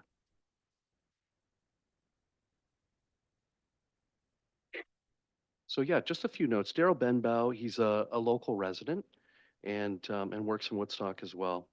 And this is a really unique opportunity. I can't open the other slide at the same time, but if you go back to the properties and where they join, the superfluous land that we're picking up off of the Van Sittert property, and Councillor Schadenberg mentioned some structures there. There's some really kind of weak garages that probably might have blown over last week, but those are what will come down to provide really more efficient parking off of the laneway. And so that's land that he owns on his property off of Van Sittert. So this is kind of a unique opportunity where you have a building off of Buller that is kind of at its worst state. So in terms of the highest and best use of that property, to use both parcels of these land to make incremental units is really quite natural and in a sense kind of unique. Once this Buller property, if it was in top-notch condition, it just financially, it wouldn't make any sense. But in this circumstance, I think we're really taking advantage of an owner that owns some superfluous lands with some old rundown garages that we can take down and really build some nicer structures for the neighborhood. So a couple things too that, and I'll show you some photos in a moment, but whenever they're doing their renovations, two things. Number one, working with AP Hurley, which I think maybe many of you are familiar with as a really good local contractor that has just a tremendous track record of work in Woodstock. And so in terms of, respecting the neighbors and while the work is being done, I think that's something like we can feel really comfortable with. And number two, that the finished product is going to be something that will enhance the neighborhood. The other thing that is really nice with all of their work is there's a focus on energy efficiency, which there's kind of a longer story to that, but some of the financing requirements for these retrofits is that they have to achieve a certain level of energy efficiency in that program. And that's just a huge benefit for all of us. I think we are all aware of the need to become more energy efficient in all of our work. I'll flip ahead to, and I think this is really why I'm here. If you look at these properties, 119 Van Sittert, which is this guy right here, that's the property that will kind of donate land to the Buller property. That is a beautiful, you drive up and down Van Ave, and Van Ave is a beautiful street and a test just for Woodstock when people come into town. That has 6 units, and they're beautiful units. We sold that property to Daryl a few years ago, and it's just been so well maintained by the previous owner, and they've kept it up as well. And local residents, there's 2-bedroom, 1-bedroom units of people that are your neighbors here in town that are music teachers. There's a retired realtor. Don't hold that against us. It's a really nice property, and I think again, a testament to Daryl's good work. 110 Van Ave here as well. again, went through the same process of the retrofits and the upgrades with the energy efficiency. Beautiful homes on Van Sitter, 38 Riddell. And then last but not least, you might have driven by this one on the way here. And Daryl mentioned this as well, 40 Wellington Street South. Just a beautiful renovation of maintaining the existing home while adding some additional units to the back. So I think that the neighbors' concerns are valid in the sense that I had a duplex built in my backyard last year and I was very uncomfortable with that, but now I have a couple new neighbors and everything turned out okay in the end. So I think their concerns are 100% valid. At the same time, I think you've got a partner here in the community that's investing intelligently and increasing units for your future neighbors and doing it in an energy efficient way and trying to maintain the elegance of the neighborhood. So I think we have a really unique opportunity in town to work with some very motivated and professional investors, developers that are going to beautify our community. And Daryl Benbow has really done a great job of that already. And I think that's really what I wanted to bring here so you could see tonight that if we move forward with this project, I think we're also going to be adding to something good to the community. Thank you very much. Any questions for Mr. Burke?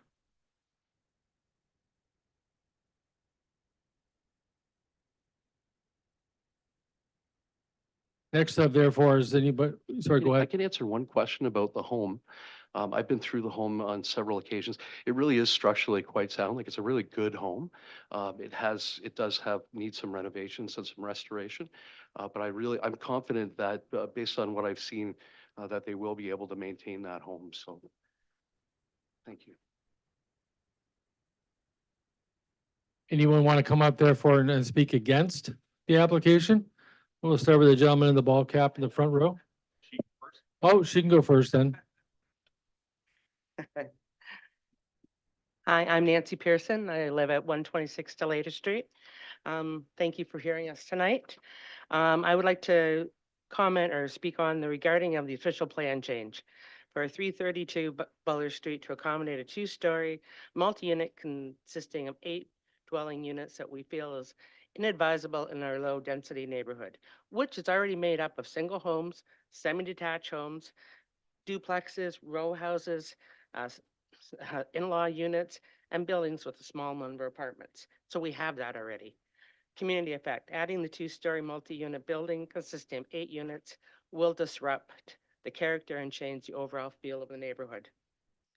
Introducing medium-density developments will alter the social dynamics of the neighborhood, potentially disrupt existing community bonds, evening walks on our blocks, Delater, Buller, Van Sittard, Drew.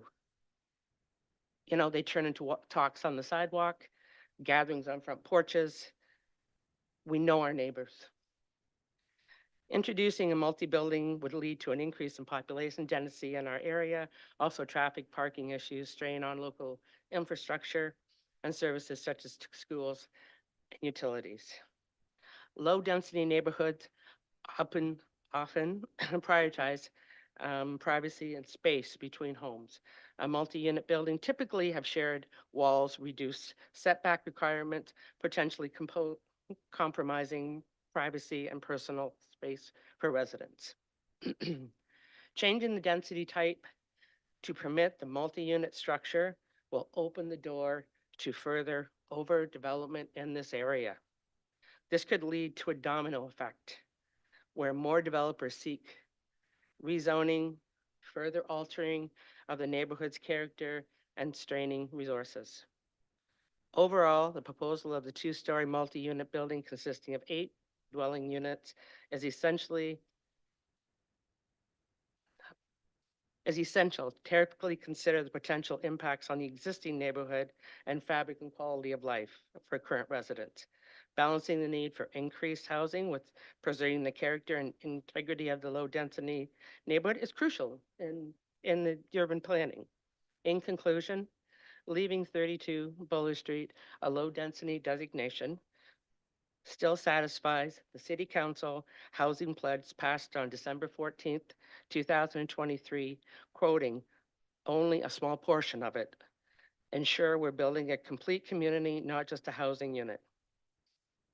32, I'm nervous here, 339 Buller Street can stay under the low density classification and still meet this pledge by this council. Thank you. Any questions or comments you'd like to make to this delegation?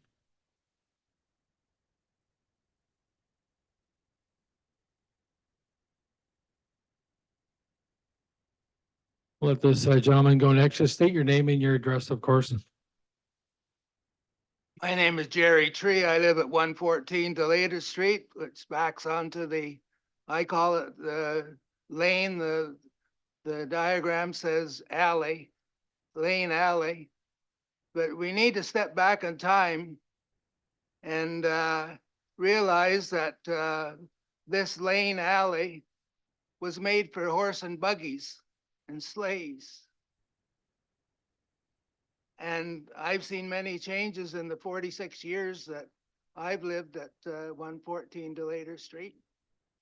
And fast forward it to 2024, and there's 10 homes that uses this lane alley for a driveway. And there is at least 18 vehicles that use this alley, and 6 of them are I call it the Ray Murray House. It's Van Ave that it's owned by the Benji Investments. And last summer they tore down 2 huge walnut trees and made a 6 parking area there. And also the alley, there's a garage on the corner there that's owned by Bob Cuthbert. And years ago, the garbage trucks used to come around the alley. And when they got these new big garbage trucks, they can't make the turn without hitting the garage. And over the years, this garage has been hit, and the eaves have been hit, and there's a row of walnut trees there, and they've had bark taken off of it, and it's just not the room, and we don't want an 18 or an 8-unit apartment building in there with all the extra vehicles and that's going to be involved. There's enough already. Thank you. Any questions for this delegation? All right, you can continue to come up one at a time.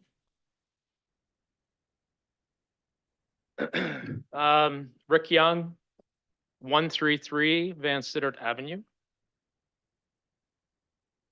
Appreciate council giving me the opportunity to speak tonight. 2 issues I'd like to address on this, the potential ramifications of this project on green space and the consideration for infrastructure relating to a neighborhood sewer, water, electrical service, gas. On the matter of green space first, our city, region, province, and country, we need more of it, not less. According to the Canadian government, urban greenery minimizes air, water, and noise pollution, something it refers to as urban heat island effect, and is a legitimate factor in offsetting greenhouse gas emissions through carbon dioxide absorption by trees, lawns, flora, and fauna. Green space is not only critical for our own physical and mental health, but the allocation of biodiversity balance also impacts the lives of our pets, the local habitat of birds, plants, and other wildlife. My apologies on this. I don't have the exact measurements that we are speaking about in regards to this property. But what I do know from an approximation standpoint is we're talking about several hundred potential square feet of lawn 3 large trees, including one roughly about 50 or 60 high maple, a number of smaller trees, bushes, all would likely have to be removed from 329 Butler Street. This should be taken by everyone here as not insignificant to this issue. On the infrastructure of this neighborhood, I think it also needs serious consideration. As mentioned, most homes in our neighborhood were built in the late 1800s. Mine at 133 Avenue, 133 Van Sittert Avenue was 1879. Due to age and natural deterioration of decades-old copper piping and outdated plumbing, sewers and water allocation in this area have been under duress for several years, but especially in the past 8 to 10. On the east and the west side of my block, 8 of 18 homeowners and the city of Woodstock have been forced into very expensive repairs to update services. Electrical infrastructure of our neighborhood is also very old, with above ground poles and overhead wiring that are still employed all through this block. So the addition of 8 units, all requiring modernized infrastructure, seems to be problematic in prospect. Additional strain would be added to our area systems and could begin a trickle down of service of issues for the neighborhood and surrounding area for years to come. I think both green space and infrastructure should not and cannot be ignored on this matter. Thank you. Any questions for Mr. Young?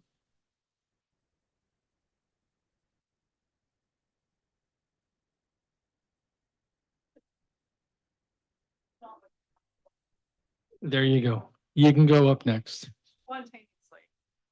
So good evening, everyone, and council members, members of the audience. Thank you for letting me speak. My name is Laura Niznik. I'm here with my handsome husband, Gord.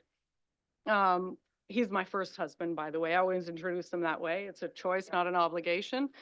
We live at 105 Van Sittert, and we've lived there proudly for 16 years. We did try to be organized. We don't want to abuse the council's time. We do want to raise issues, so we'll each try to talk about something differently. A couple of questions that I have that we could get answered at some point in the future. The drawings that I received indicated that the building that was proposed was 290 square meters. I don't deal very well in square meters, I'll be honest with you, so I converted that. Learning that there is no dwelling proposed for the basement. That's about 3,120 square feet according to Google, which I think, I'm not quite sure how they're going to get a couple 800 square foot units. When I do the math, I get to about 390 square feet a unit. So I would like a little more clarity about the size of each of the specific units and if the drawing that we were provided was in fact accurate based on the square meters proposed. The second comment that I would like to make about some of Mr. Burke's comments, I certainly agree these houses are beautiful. I would say to Mr. Benbow, if he was truly interested in utilizing the landlocked space that he's now trying to attach to this proposal and put in parking spaces at, I believe it's 119 Van Sittert, he might have considered leaving the 2 very large oak trees that were there, ripping down the derelict garages as was indicated, and turning the parking spots into that and leaving some additional green space in the backyard for his tenants to enjoy. Let me talk to you a little bit about what I am here to talk about. So as I mentioned, my name is Laura Niznik, and I'm going to talk a little bit about safety and my concerns around safety. We know safety is critically important. And now I'm very nervous, so I apologize. I am actually very well versed to speak about safety. I'm actually in good standing a Canadian Registered Safety Professional with the Board of Canadian Registered Safety Professionals in Canada. I work for Johnson & Johnson, and I work as a Senior Manager for Delivery Office and Road Safety. I have so specific expertise and understanding of road safety as it relates to this. And the proposal, sorry, I'm looking for a glass of water. Would you mind if I just, I'm not gonna.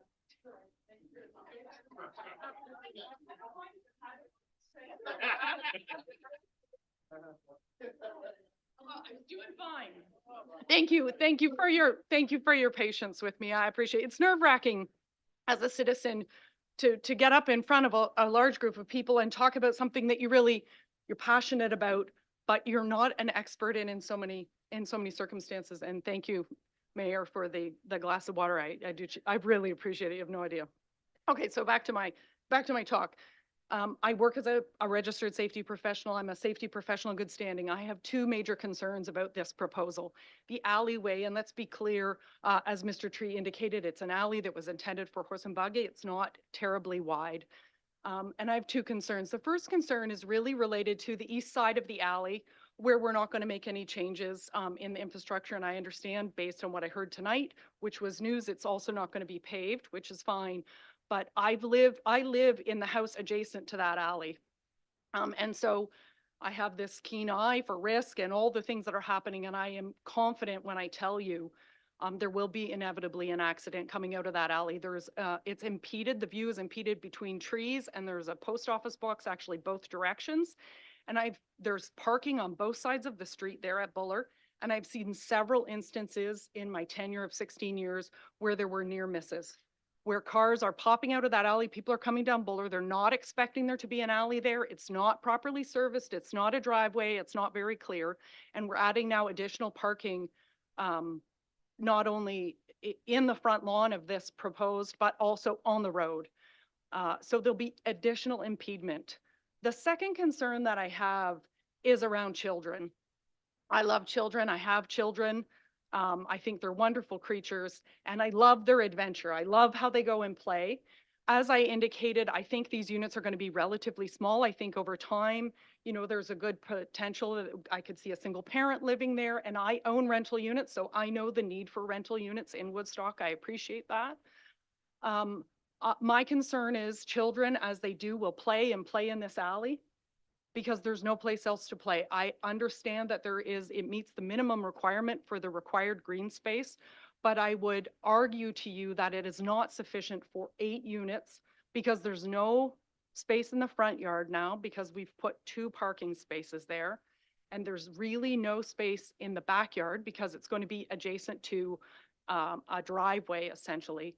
And my concern is this: I reflect back, everyone will remember last May, at the corner of Highway 59 and 33, where there was a tragic accident and we lost 2 valuable community members. That corner was to code.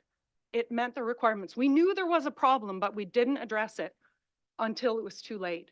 And that's my concern with this. I work every day in safety. I can see the event where there are children playing in the alley, as children should do, play.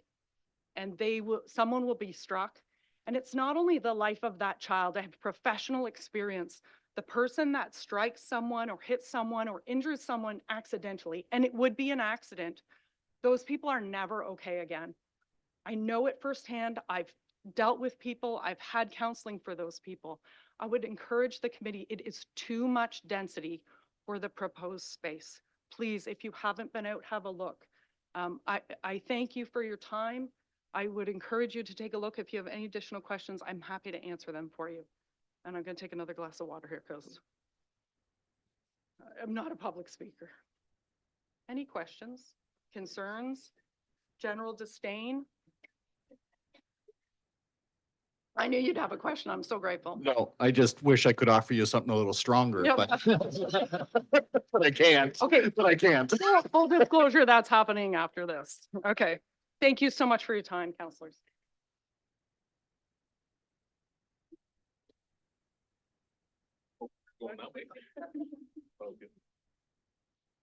Yeah, go ahead, sir.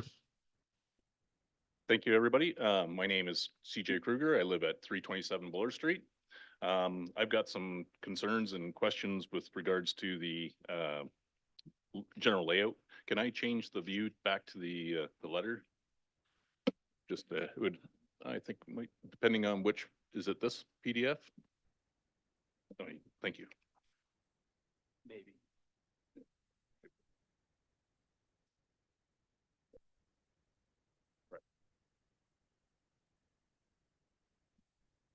Oh, how do I maximize that? Can I close that there?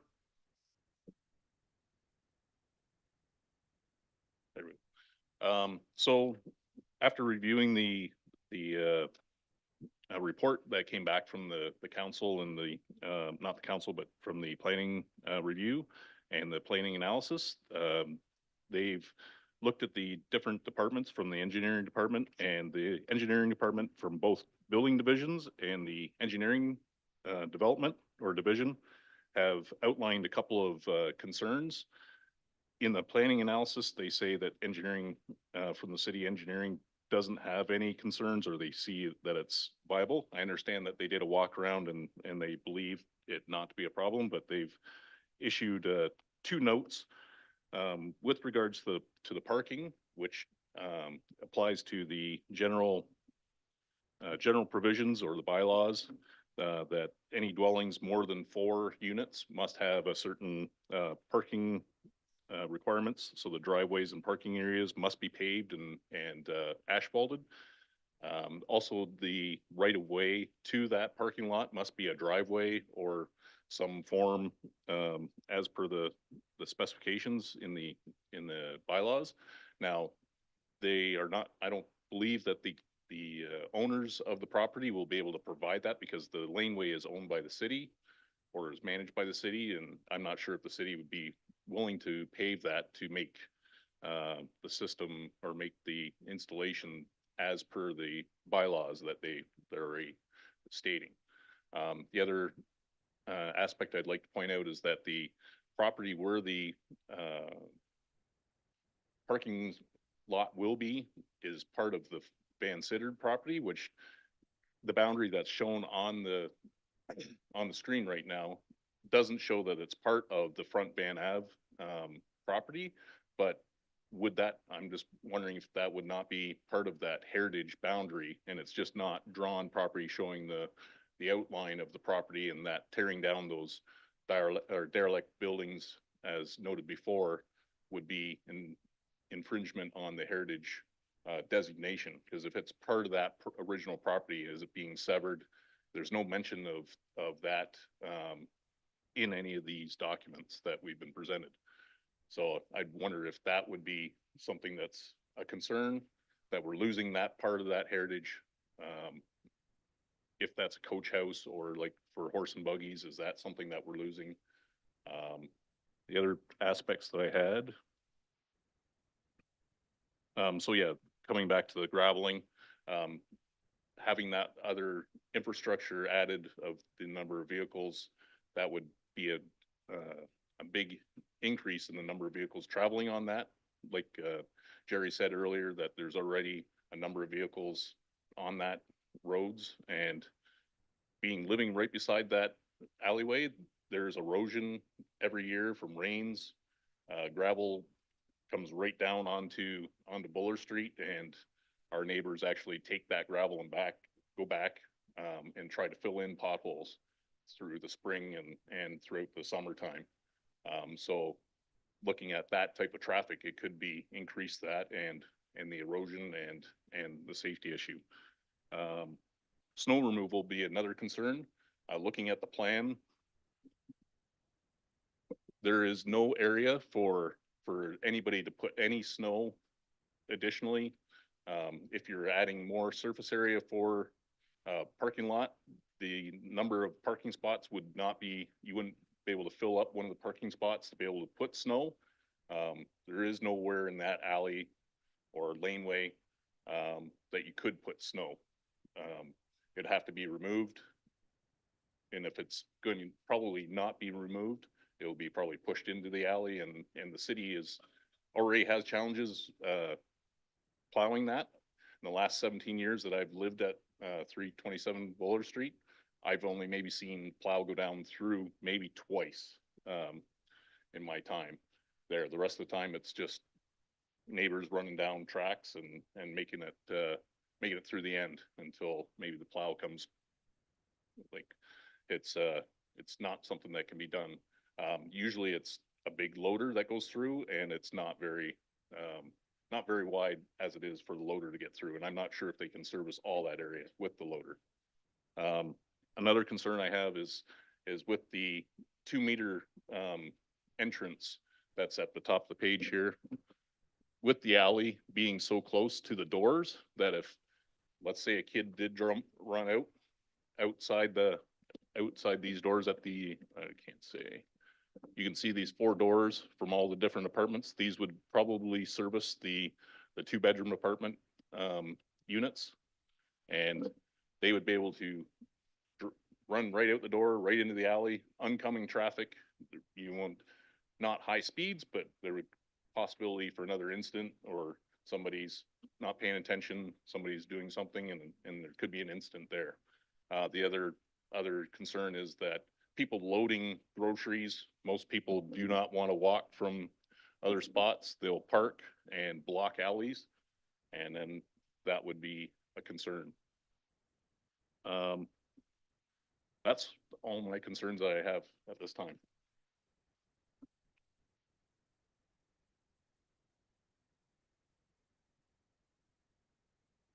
Hey, just as a point of clarification, you would live immediately east of the house and sort of the mirror home? No, I live right here at 327, just on this side here.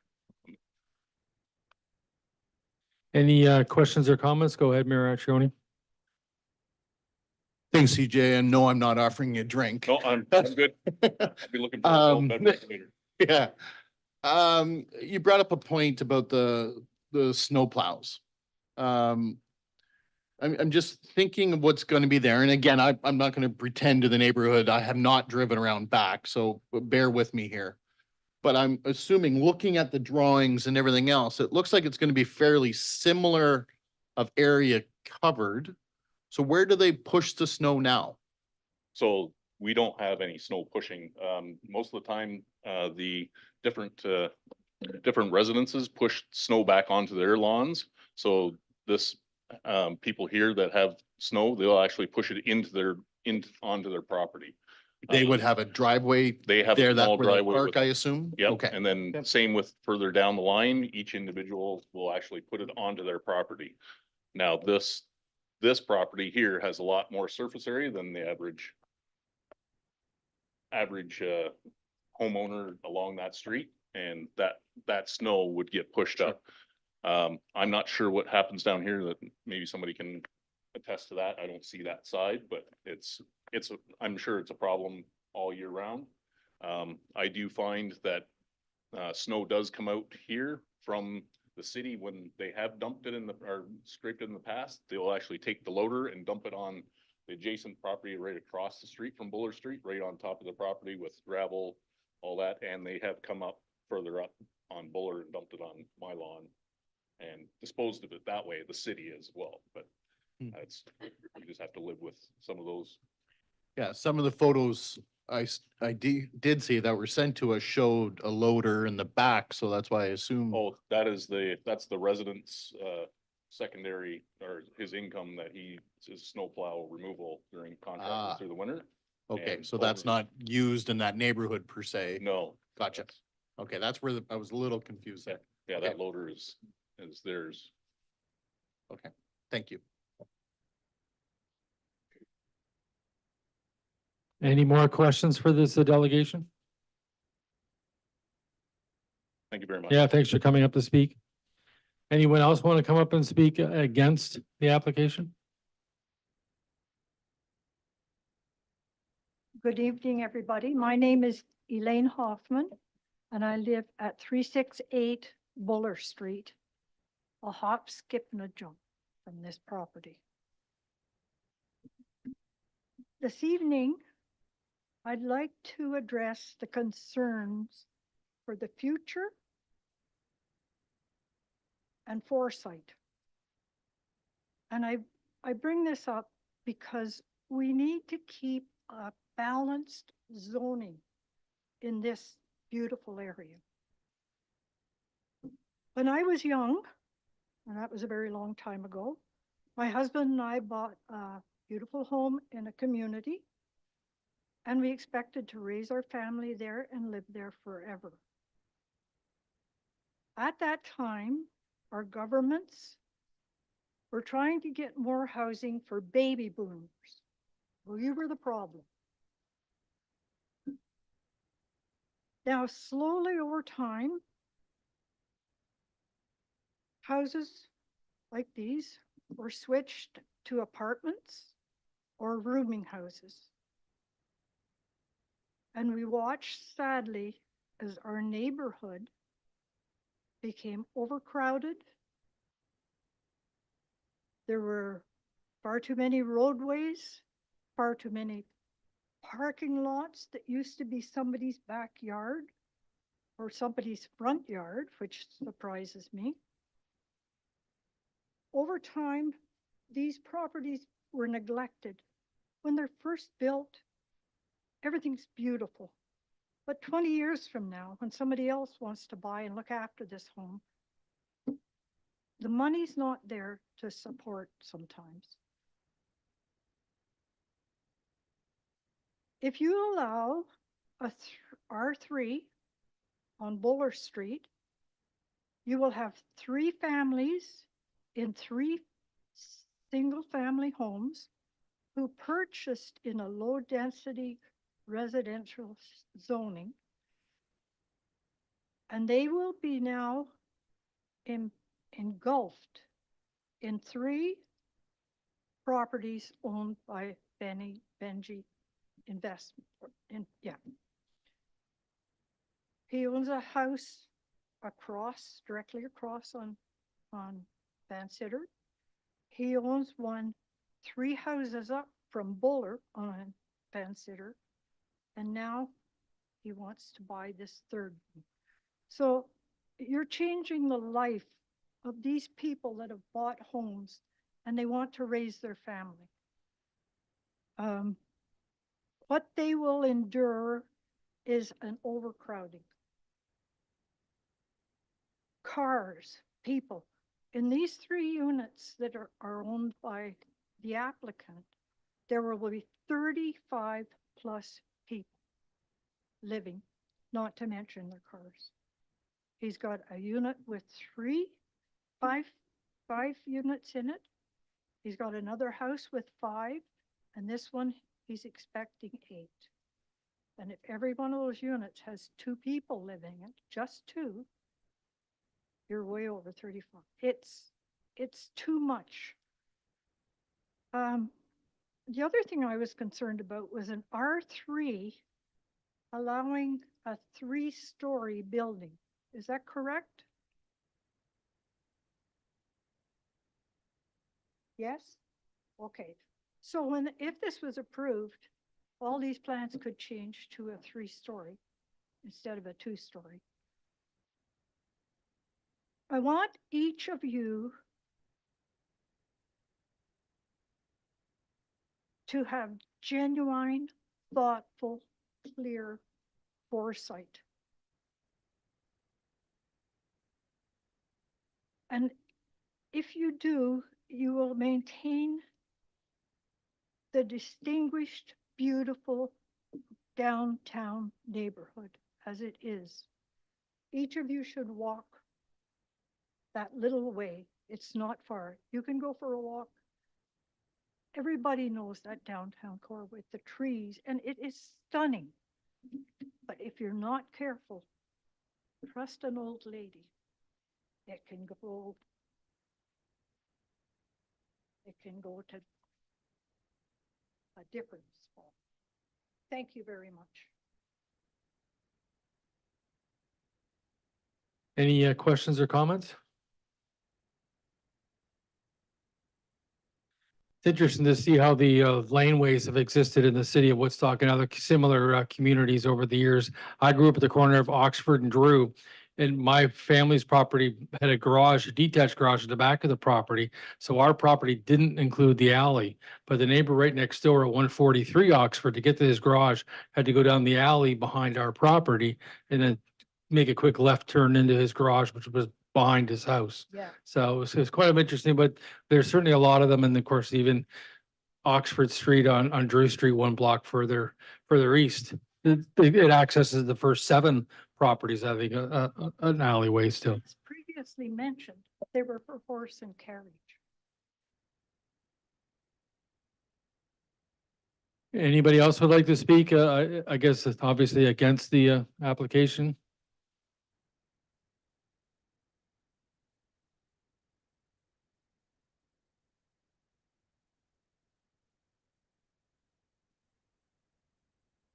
You can state your name and your address. Thanks. My name is Ed Laskauskas. I live at 113 Van Sittert. And we are fortunate to have our appealing historical area on Van Sittert Avenue. We're fortunate that we have larger lots that afford a measure of privacy for us. Building a multi-unit apartment within the neighborhood shatters the relative peace and quiet that the residents enjoy and the loss of privacy. The aesthetics of a multi-unit building with parking for 12 is not in keeping with the atmosphere of the neighborhood. The crowding, noise, and traffic congestion contribute to a less attractive community to live in. Consequently, property values diminish. We all invest in our homes to make them comfortable and appealing. And in the event that a home is sold, we would like to see a return on our investment. I suspect that if this housing unit is built, our home would lose its value. My name is Yala Slaskauskas, 113 Van Sittert. And I just want to say the word unique has been used several times tonight. And we feel that that uniqueness of this area will be lost forever if this is done. Thank you. Thank you.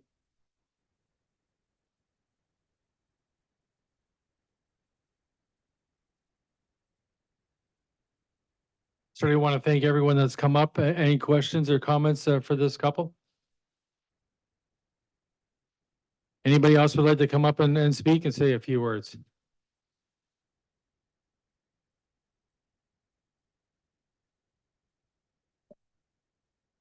Hello, my name is Anna McNeil, and, oh, you're right. Hello, my name is Anna McNeil, and I live at 112 Later Street. And if you look up at that drawing, that graph, I am at the very top. I am the 1, 2, 3, third person in. And Jerry is right beside me, so I am directly affected by what has been coming, what has happened, and what will be happening. Okay, well, my job is to talk about garbage. So, and I've sent everyone a picture of what had been going on since I've been living there. I've been there for approximately 11 years now. I moved from the big city to come back home to Woodstock because it's so beautiful. And I wanted to retire here in peace. And I've always loved that part of the city, and I'm so fortunate to be able to live there. So, okay, I have sent everyone on council a photograph of what the Rouse Yard and what the alley looked like over the last 11 years. So what I want to talk about is the past and about the future. So this concerns the ability of the city, the county, and the landlord to be able to respond to residents' individual and/or collective concerns around the demolition, construction, and related damage, garbage, or neglect, maintenance of the new building. So it's a cliche. A picture tells 1,000 words. And you've each got a picture, and there are probably going to be more to come. Anyway, okay. This yard and alley has been a haven for unwanted pets, vermin of any type, rats in particular, and in particular in Robina Cullen's pool, in my backyard and my neighbors' backyards. Drug users and dealers, and nearly a drug lab, thieves, car break-ins, shed break-ins, bicycles, etc. Stolen bicycles, etc. Police were called once, twice, 3 times in any year. At one point, police responded 3 times in one day. A neighbor was threatened. Would any of these issues have escalated to such a degree if someone responsible had more than once reacted effectively to neighbors' concerns? Only once in my experience did someone show up, take photos, and then disappear. Given our collective experience in the past, for some, over several decades, can we depend on the city, county, and landlord to maintain the alley and property and to correct any issues in a timely, efficient, and effective fashion? That includes property damage during demolition, construction, an accumulation of garbage at any point in time, or neglect of the property. Our faith has been sorely tested over the years. Please restore our faith. Thank you. Any questions for this citizen?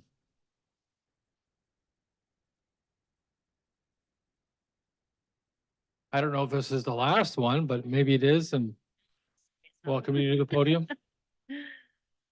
Good evening, everyone. My name is Laura Woolner, and I live at 127 Van Ave. Thank you for the opportunity to speak with you all today. I'm here not just representing my family, but also my fellow neighbors behind me. I want to start by acknowledging that we understand that renovations and developments are part of progress. However, it's essential to highlight the impact that this proposed change will have not only on our lives, but also our neighborhood. We've already experienced living through a renovation done by this same developer last year, and it was very disruptive and at times extremely frustrating. The incessant noise, the clouds of dust, and most notably, the unexpected power outages are probably among the most memorable. Myself and a few of my neighbors work from home, and having our power turned off for an entire day was hugely disruptive for the community and for our ability to work from home, as well as it being in the middle of the summer and not being able to cool our old warm houses. The outage was to temporarily remove a power line in order to cut down those beautiful walnut trees that have been mentioned, which were then replaced with a parking lot for cars, and in turn to increase this developer's return on their investment. It should be noted that the developer is not a local resident to this community or directly affected by the noise and disruption in their day-to-day life. So these experiences and those that my neighbors have already addressed do not make us feel confident that this development will proceed with any consideration about how it's going to affect everybody that lives around here. Furthermore, as we approach summertime, the prospect of enduring multiple summers of noisy construction in our gardens again is far from appealing. The issue of adding more homes to our city is undoubtedly significant and is a Canadian-wide issue. However, it has been pointed out that our block has already shouldered its fair share of density in homes. There comes a point where the city must seriously consider the impact on the existing residents. Changing yet another single-family dwelling to a multi-unit on the same block is only going to exacerbate the noise, the congestion, and the parking problems that we already have. What concerns us even more is the proposed rezoning and demolition of a historical century home to make way from this aplex. The drawings that we have do not suggest in any way that the current building structure will be saved. I'm not an engineer, but I do not see how they could fit the proposed amount of apartments that they need and have been pointed out they financially need in this existing building. So I would be very surprised if that structure stays. I think this is going to set a seriously dangerous precedent for our neighborhood. There is a valid concern that this development is going to help pave the way for future rezoning and infills in our area, and that we could all be back here again trying to fight another one in the future. Many of our long-term residents who have called this neighborhood home for 20, 30, 50 years, Isabel, they're rightfully worried about the potential for their properties to become targets for future developments. As it stands, we all regularly receive letters in our mail from developers and realtors expressing interest in purchasing our properties. It's very clear that our neighborhood has become a prime target for money-making ventures just like this one. This trend is very concerning, and I believe it really threatens and compromises what makes this neighborhood area very unique to Woodstock. Our neighborhood isn't just a collection of houses and streets. It's a community with a very rich history and sense of pride, as you can probably tell by everyone that has turned out this evening. All of us here take great responsibility for maintaining this land and buildings, and trust me when I say it is hard work. They need a lot of attention. We have people that come to our neighborhood and admire the architecture, they enjoy the green spaces, and enjoy the homes and gardens that set this neighborhood apart from others in the city. During the holidays, families come and go and admire all the lights, the house on Victoria Park with all the crazy statues. It's somewhat of a tradition in our neighborhood to see people walking their dogs and coming and enjoying what is a relatively quiet, safe neighborhood. I urge the city to recognize the significance of safeguarding this neighborhood to be enjoyed for generations to come. These beautiful historic homes have been there in some cases for nearly 150 years. They're not just structures, they're woven in Woodstock's history and heritage. And they need owners that understand and cherish their value, not developers looking to turn a quick profit or knock them down due to their large lot size. Urban density should never come at the expense of sacrificing the livability and heritage of our old neighbors. Oh, sorry, not neighbors, neighborhoods. Sorry, everybody. We must find a balance that allows for progress while preserving the character and integrity of our community. An eightplex simply doesn't belong in this neighborhood of beautiful Gothic, Victorian, and Edwardian homes. In closing, I encourage the city to reject this proposed development and protect the unique charm and character of Woodstock's oldest neighborhood so that future generations can experience the same pride and joy that all of us do today. That's my speech. Thank you very much. Any questions? Thank you.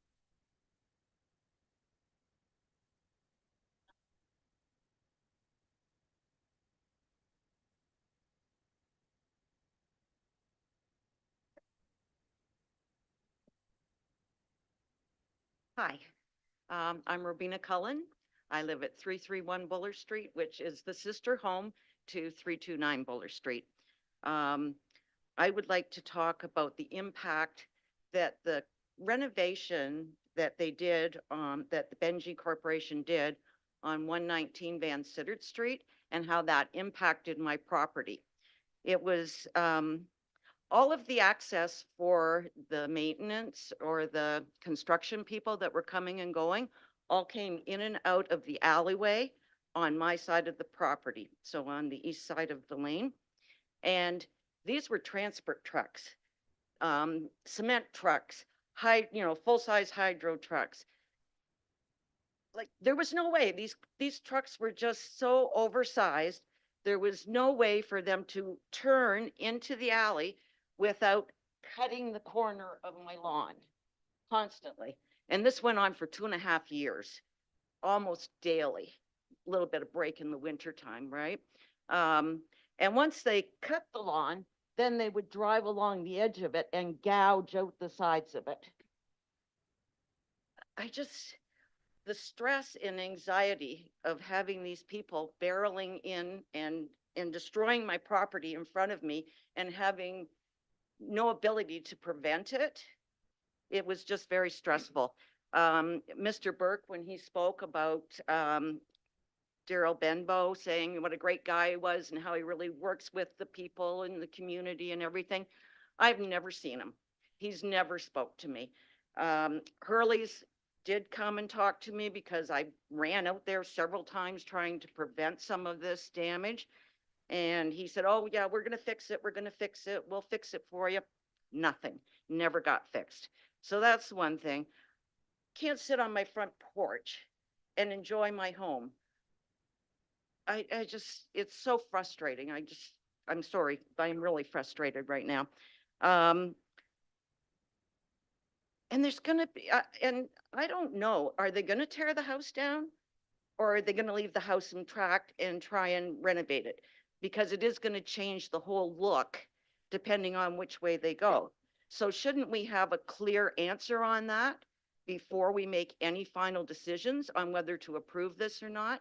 Because I would be more favorable towards, renovating the existing home than I would be to having it torn down and, a new structure put up that doesn't really blend in with my property. The Rouse property and my property are this close together, and the lawn is continuous between the two properties on the front.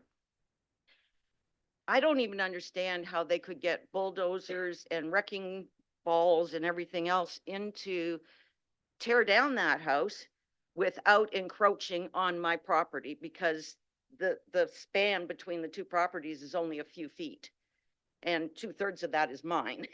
So I could see them, me sitting on my porch in the summertime and bulldozers and wrecking balls and God only knows what, backhoes and dump trucks and cement trucks and everything, just in and out, in and out, in and out the whole time. I'm concerned about destruction of my property. I'm concerned that I have a fenced-in backyard. It's a fence that I erected, I paid for, it's on the property line. It replaces an existing fence that was on the property line when I moved in, so I believe it's grandfathered in. And I have an in-ground swimming pool in the backyard. So that fence has to stay there.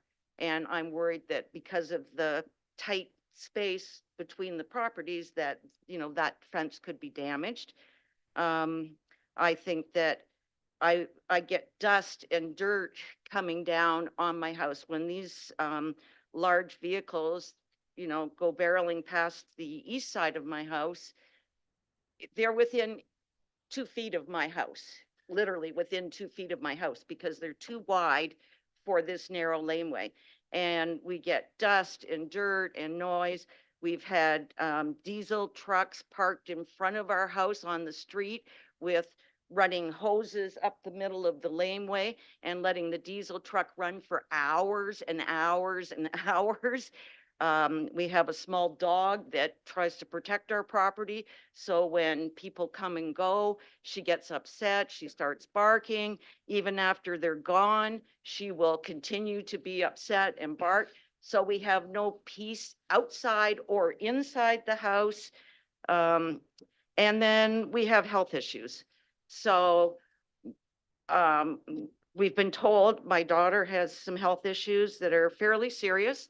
And her doctor recommended to her 2 weeks ago, and I know it's not something that's easily done, avoid stress, because she is a prime candidate for stroke or heart attack at this point in her life.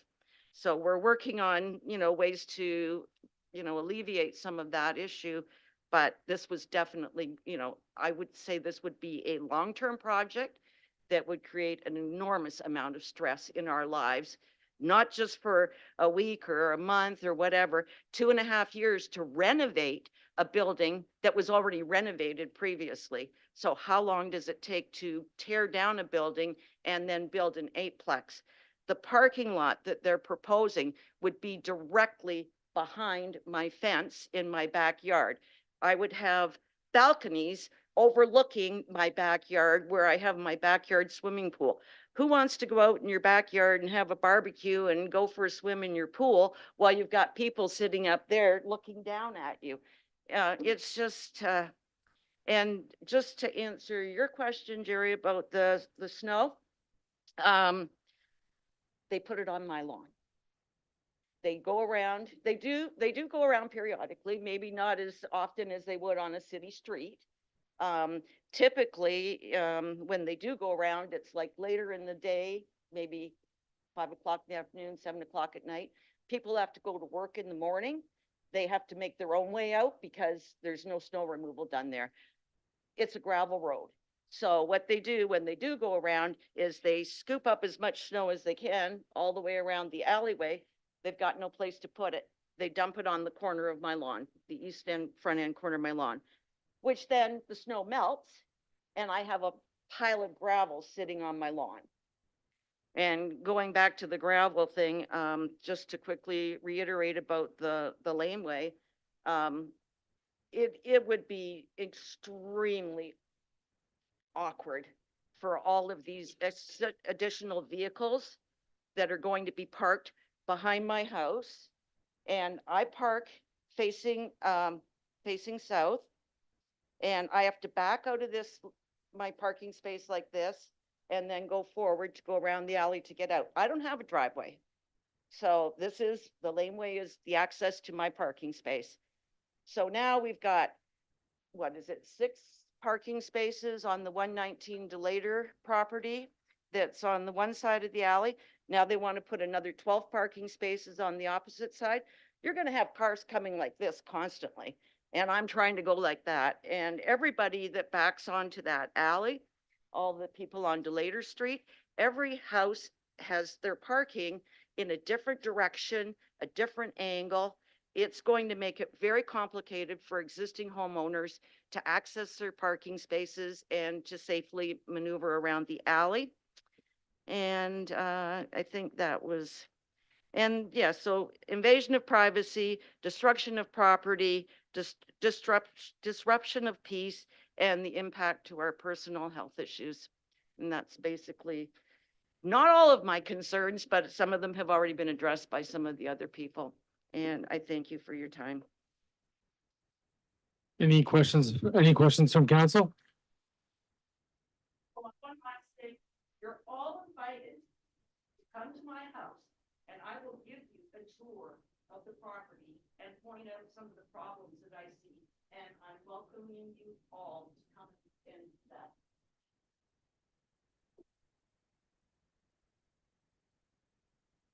And I'm guessing that's the last of the speakers against the proposal. I think. And we will be discussing this at Thursday's council meeting on Thursday night at 7 PM, when we will make a decision on this. Believe it or not, even though with the time here tonight, 10 minutes to 10, we still have 2 more items on our agenda to be able to move through. So we certainly thank the last group for staying through. But the next is ZN 8-23-22, application for zone change. The applicant is Sing and Sing, and it's 715-179 Oxford Road 4. Welcome back, Mr. Miller, to the podium.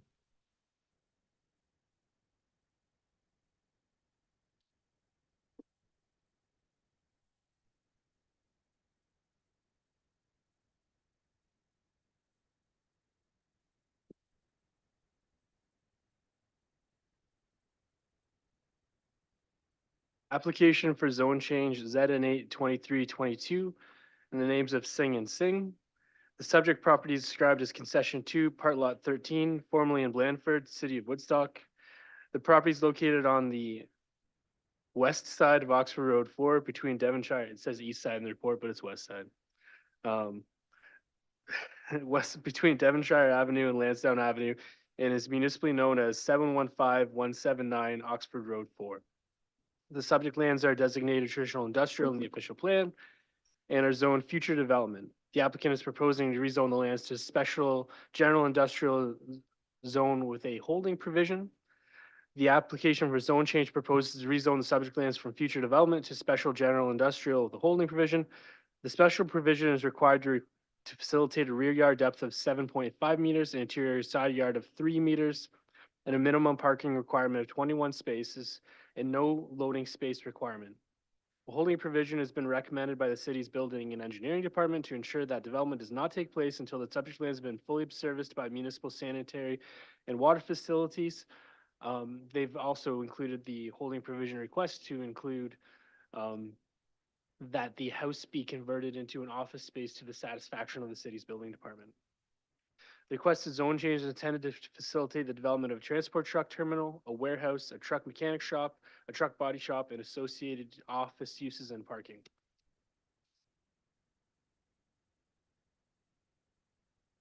The applicant has requested a rear yard depth of 7.5 meters. The M3 zone, which this is proposed to be rezoned to, requires a rear yard depth of 7.5 meters, except where the lot is the boundary between an M3 zone and a residential or development zone. In those cases, the minimum rear yard depth is 20 meters. In this application, the surrounding lands will remain zoned future development. The 20-meter setback is required to appropriately buffer industrial uses from more sensitive uses, particularly residential uses. The subject lands and surrounding lands are designated traditional industrial in the official plan and are not anticipated to be developed for residential or other sensitive uses, and staff are supportive of the requested yard depths as requested. An interior side yard width of 3 meters is proposed to accommodate a structure in proximity to the southern property line. Similar to rear yard depths, this is set up so that when things are buffered from the future development zone, if those future development zones are for residential purposes, we provide a greater setback. The city zoning bylaw would generally require a minimum of 24 spaces and 1 space for loading to accommodate the development on the lands as proposed. The applicant has proposed to reduce the number of parking spaces to 21 and and eliminate the requirement for a loading space as shown on plate 3 on the screen now. Staff are of the opinion that the proposed reduced parking, including the elimination of loading space, is appropriate and will not compromise the functionality of the site as its intended purpose. So despite the fact that they've shown 21 spaces on there, they aren't including any of the spaces that could be included where the existing house is to be converted to an office space. So realistically, they probably have the required spaces functionally, but they're requesting relief without including those parking spaces. City staff have identified that sanitary services are not available on the subject land, and the city's zoning bylaw does not permit development on private services. City staff recommend the holding provision be implemented on the subject lands that requires the site to be fully serviced by municipal water and sanitary prior to development. The applicant has been advised of this requirement and has raised no objections. Removal of the holding provision will be considered by the city when the site has been serviced, and no development will be permitted until the holding is removed. The city's building department has expressed concern with the existing house remaining on the lands and being converted to an office for the permitted industrial uses, and initially recommended that the house be removed. The applicant has indicated that's their preference to retain the dwelling and has indicated a willingness to obtain a change of use permit to repurpose the dwelling as a house. The dwelling as an office. It's late, man. It's way past my bedtime. Further discussion with the city staff resulted in agreement that the dwelling can remain on the lands provided the conversion of the structure to the office space is included in the criteria for the removing of the holding provision, in which case the conversion will be completed to the satisfaction of the city. Detailed matters such as grading, access, stormwater management, and servicing will be addressed through the site plan approval process to the satisfaction of the city and the county.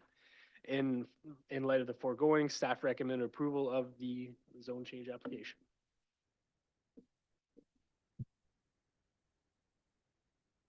Yeah, I was gonna say, any questions from Mr. Miller, but I see Miraccione's already got his hand up. Go ahead. Thank you through the chair, Mr. Miller. Really, the only question is on the house itself. Reading through that and the recommendations, what kind of tools are at disposal, I suppose, if that is allowed, but ensuring that it is used as an office space? And I'm not really worried about, say, today's owner, but from someone in the future putting apartments in there while a business is going on if the property ever sold. How is that controlled? So through the chair, primarily if somebody does something illegally, we look at it as a bylaw enforcement issue, but including it in the holding provision to be converted to the city's satisfaction means that we don't let the development, the industrial portion of the development proceed until the city is satisfied that the house is converted to an office space, whatever that means. If someone illegally converted it back, there's not much we can do other than enforce it by bylaw.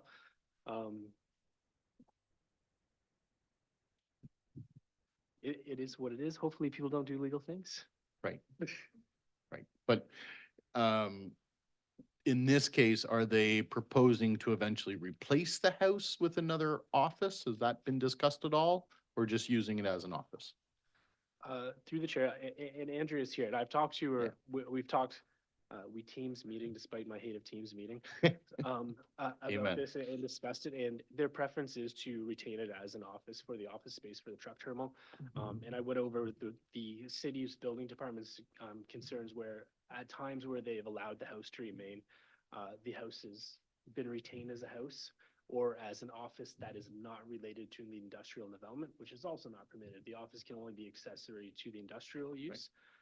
So I've talked to Andrea about this. She's satisfied me.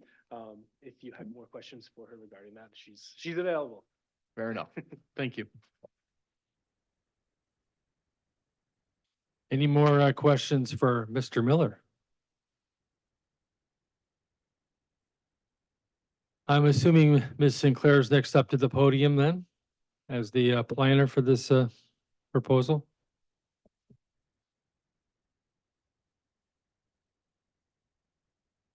Thank you. Good evening, everybody. My name is Andrea Sinclair. I'm a partner with MHBC Planning, and I am here in support of the applications and staff's report and recommendations. I did provide the PowerPoint presentation, however, Mr. Miller was quite comprehensive in both his report and his overview. I know it's already been a long evening, so I don't really want to repeat all the same information. So just wanted to give a brief overview and mostly be available to respond to questions. So the lands were designated industrial as part of the East Woodstock secondary plan, one of the first projects I worked on as a little baby planner a whole bunch of years ago. And so really this zone change application is implementing the designation that was established some 14 to 16 odd years ago. As Mr. Miller confirmed, the reduced setbacks are appropriate given the surrounding lands are also designated industrial and are not proposed to proceed as residential development. Those larger setbacks were put in place in case the future development went another way, but in this case, the land use has already been established. I would mention that the what council may refer to as the Bear property, which sort of surrounds these properties, is another client of ours that has already been in for pre-submission for an industrial subdivision. So they are proceeding by way of the industrial development as well. In terms of the existing residence, so it will be vacant. Understand as of today was the last day, so our client has agreed to the holding provision and will provide that, understands they have to provide the change of use permit to make sure that it's only going to be office as accessory to the truck terminal use that's being established. It is the preference to make use of that existing building for the office component in terms of sustainability, to use it's a perfectly good structure as opposed to having to demolish and rebuild something for that use. I think, understand Mr. Mayor's comments and concerns. Again, I think once the truck terminal is established on this property and that office space is used, I think even in the future as a sale, unless, and I can't control what people would do illegally, but I think it's a fairly low risk that that would happen, given it's going to be a very industrial area, not just this property, but the broader surrounding. But the zoning will no longer, will not permit a residential dwelling, and that's certainly not the intent, but it is a building that exists today and can serve as the office sort of needs for the development that kind of keeps the staff in the office having to cross through the truck yard, and there's some benefits to having it sort of in that separate building. So that's all my overview comments. I'm happy to respond to any additional comments that council may have this evening. Are there any questions or concerns or comments?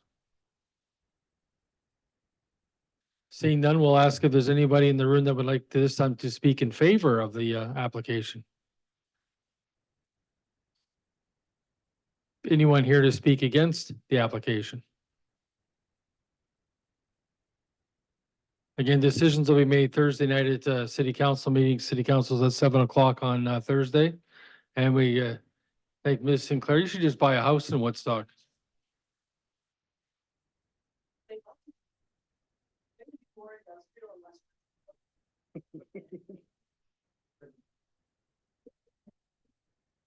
The sixth and final item on the agenda is a Thames Development application for zone change, ZN 8-24-02.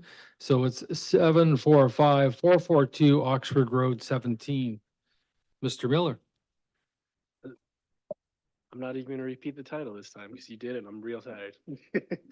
The subject lands are designated or described as Part Lot 5, Concession 15, formerly in East Azora in the city of Woodstock. The lands are bound by Oxford Road 17 to the north and the Piddock Reservoir and CP rail line to the south and are municipally known as 745442 Oxford Road 17. The subject lands are designated residential, open space, and environmental protection in the overall W1 schedule for the official plan and specific to the residential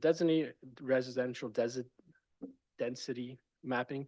They're designated low density residential and medium density residential.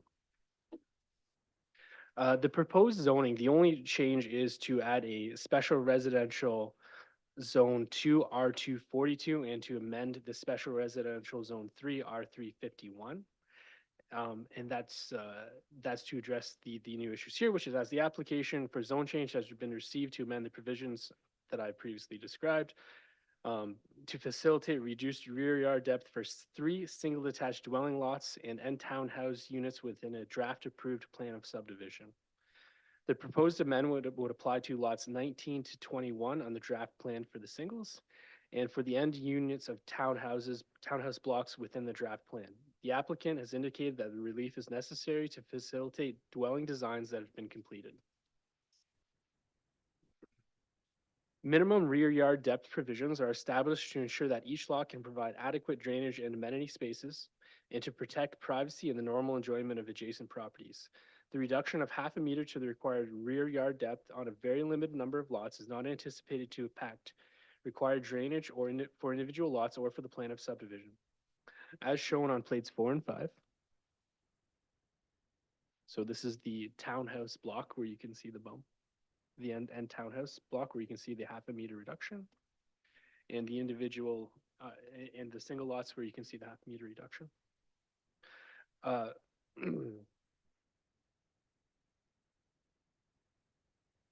So on plates 4 and 5, the intended use of the 0.5 meter reduction is a very limited projection shown on the single detached dwellings and is an architectural feature on the proposed townhouses. No impacts to amenity, privacy, or normal enjoyment of the subject lands or adjacent properties is anticipated. And in light of the foregoing, staff will be recommending approval of the applications on Thursday.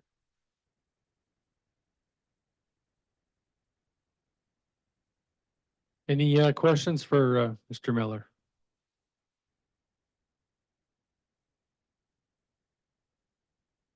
He wants to get out of here just in time, but he probably won't, right?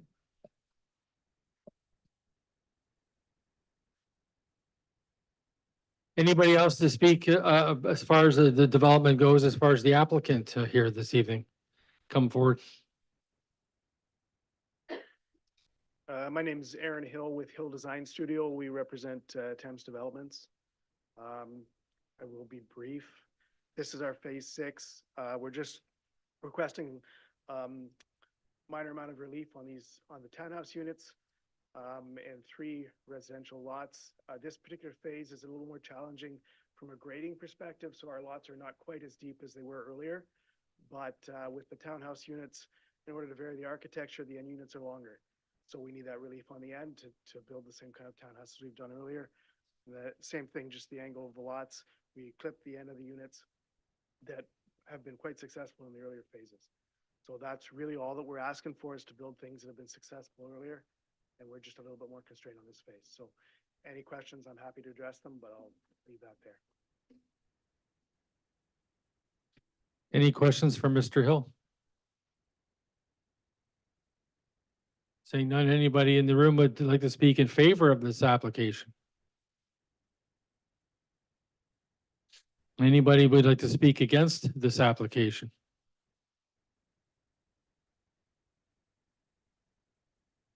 And we thank everybody for your patience. It's been a long meeting. We actually started late, of course. Boundary Adjustment Committees went about 10 minutes longer than normal. So we started late and went quite late. So anyway, thanks for, I can have a 7 o'clock is the Thursday meeting for City Council. Motion to adjourn. Councillor Martin, seconded by Councillor Wismer Van Meer, and we are adjourned. Thank you. I went like this.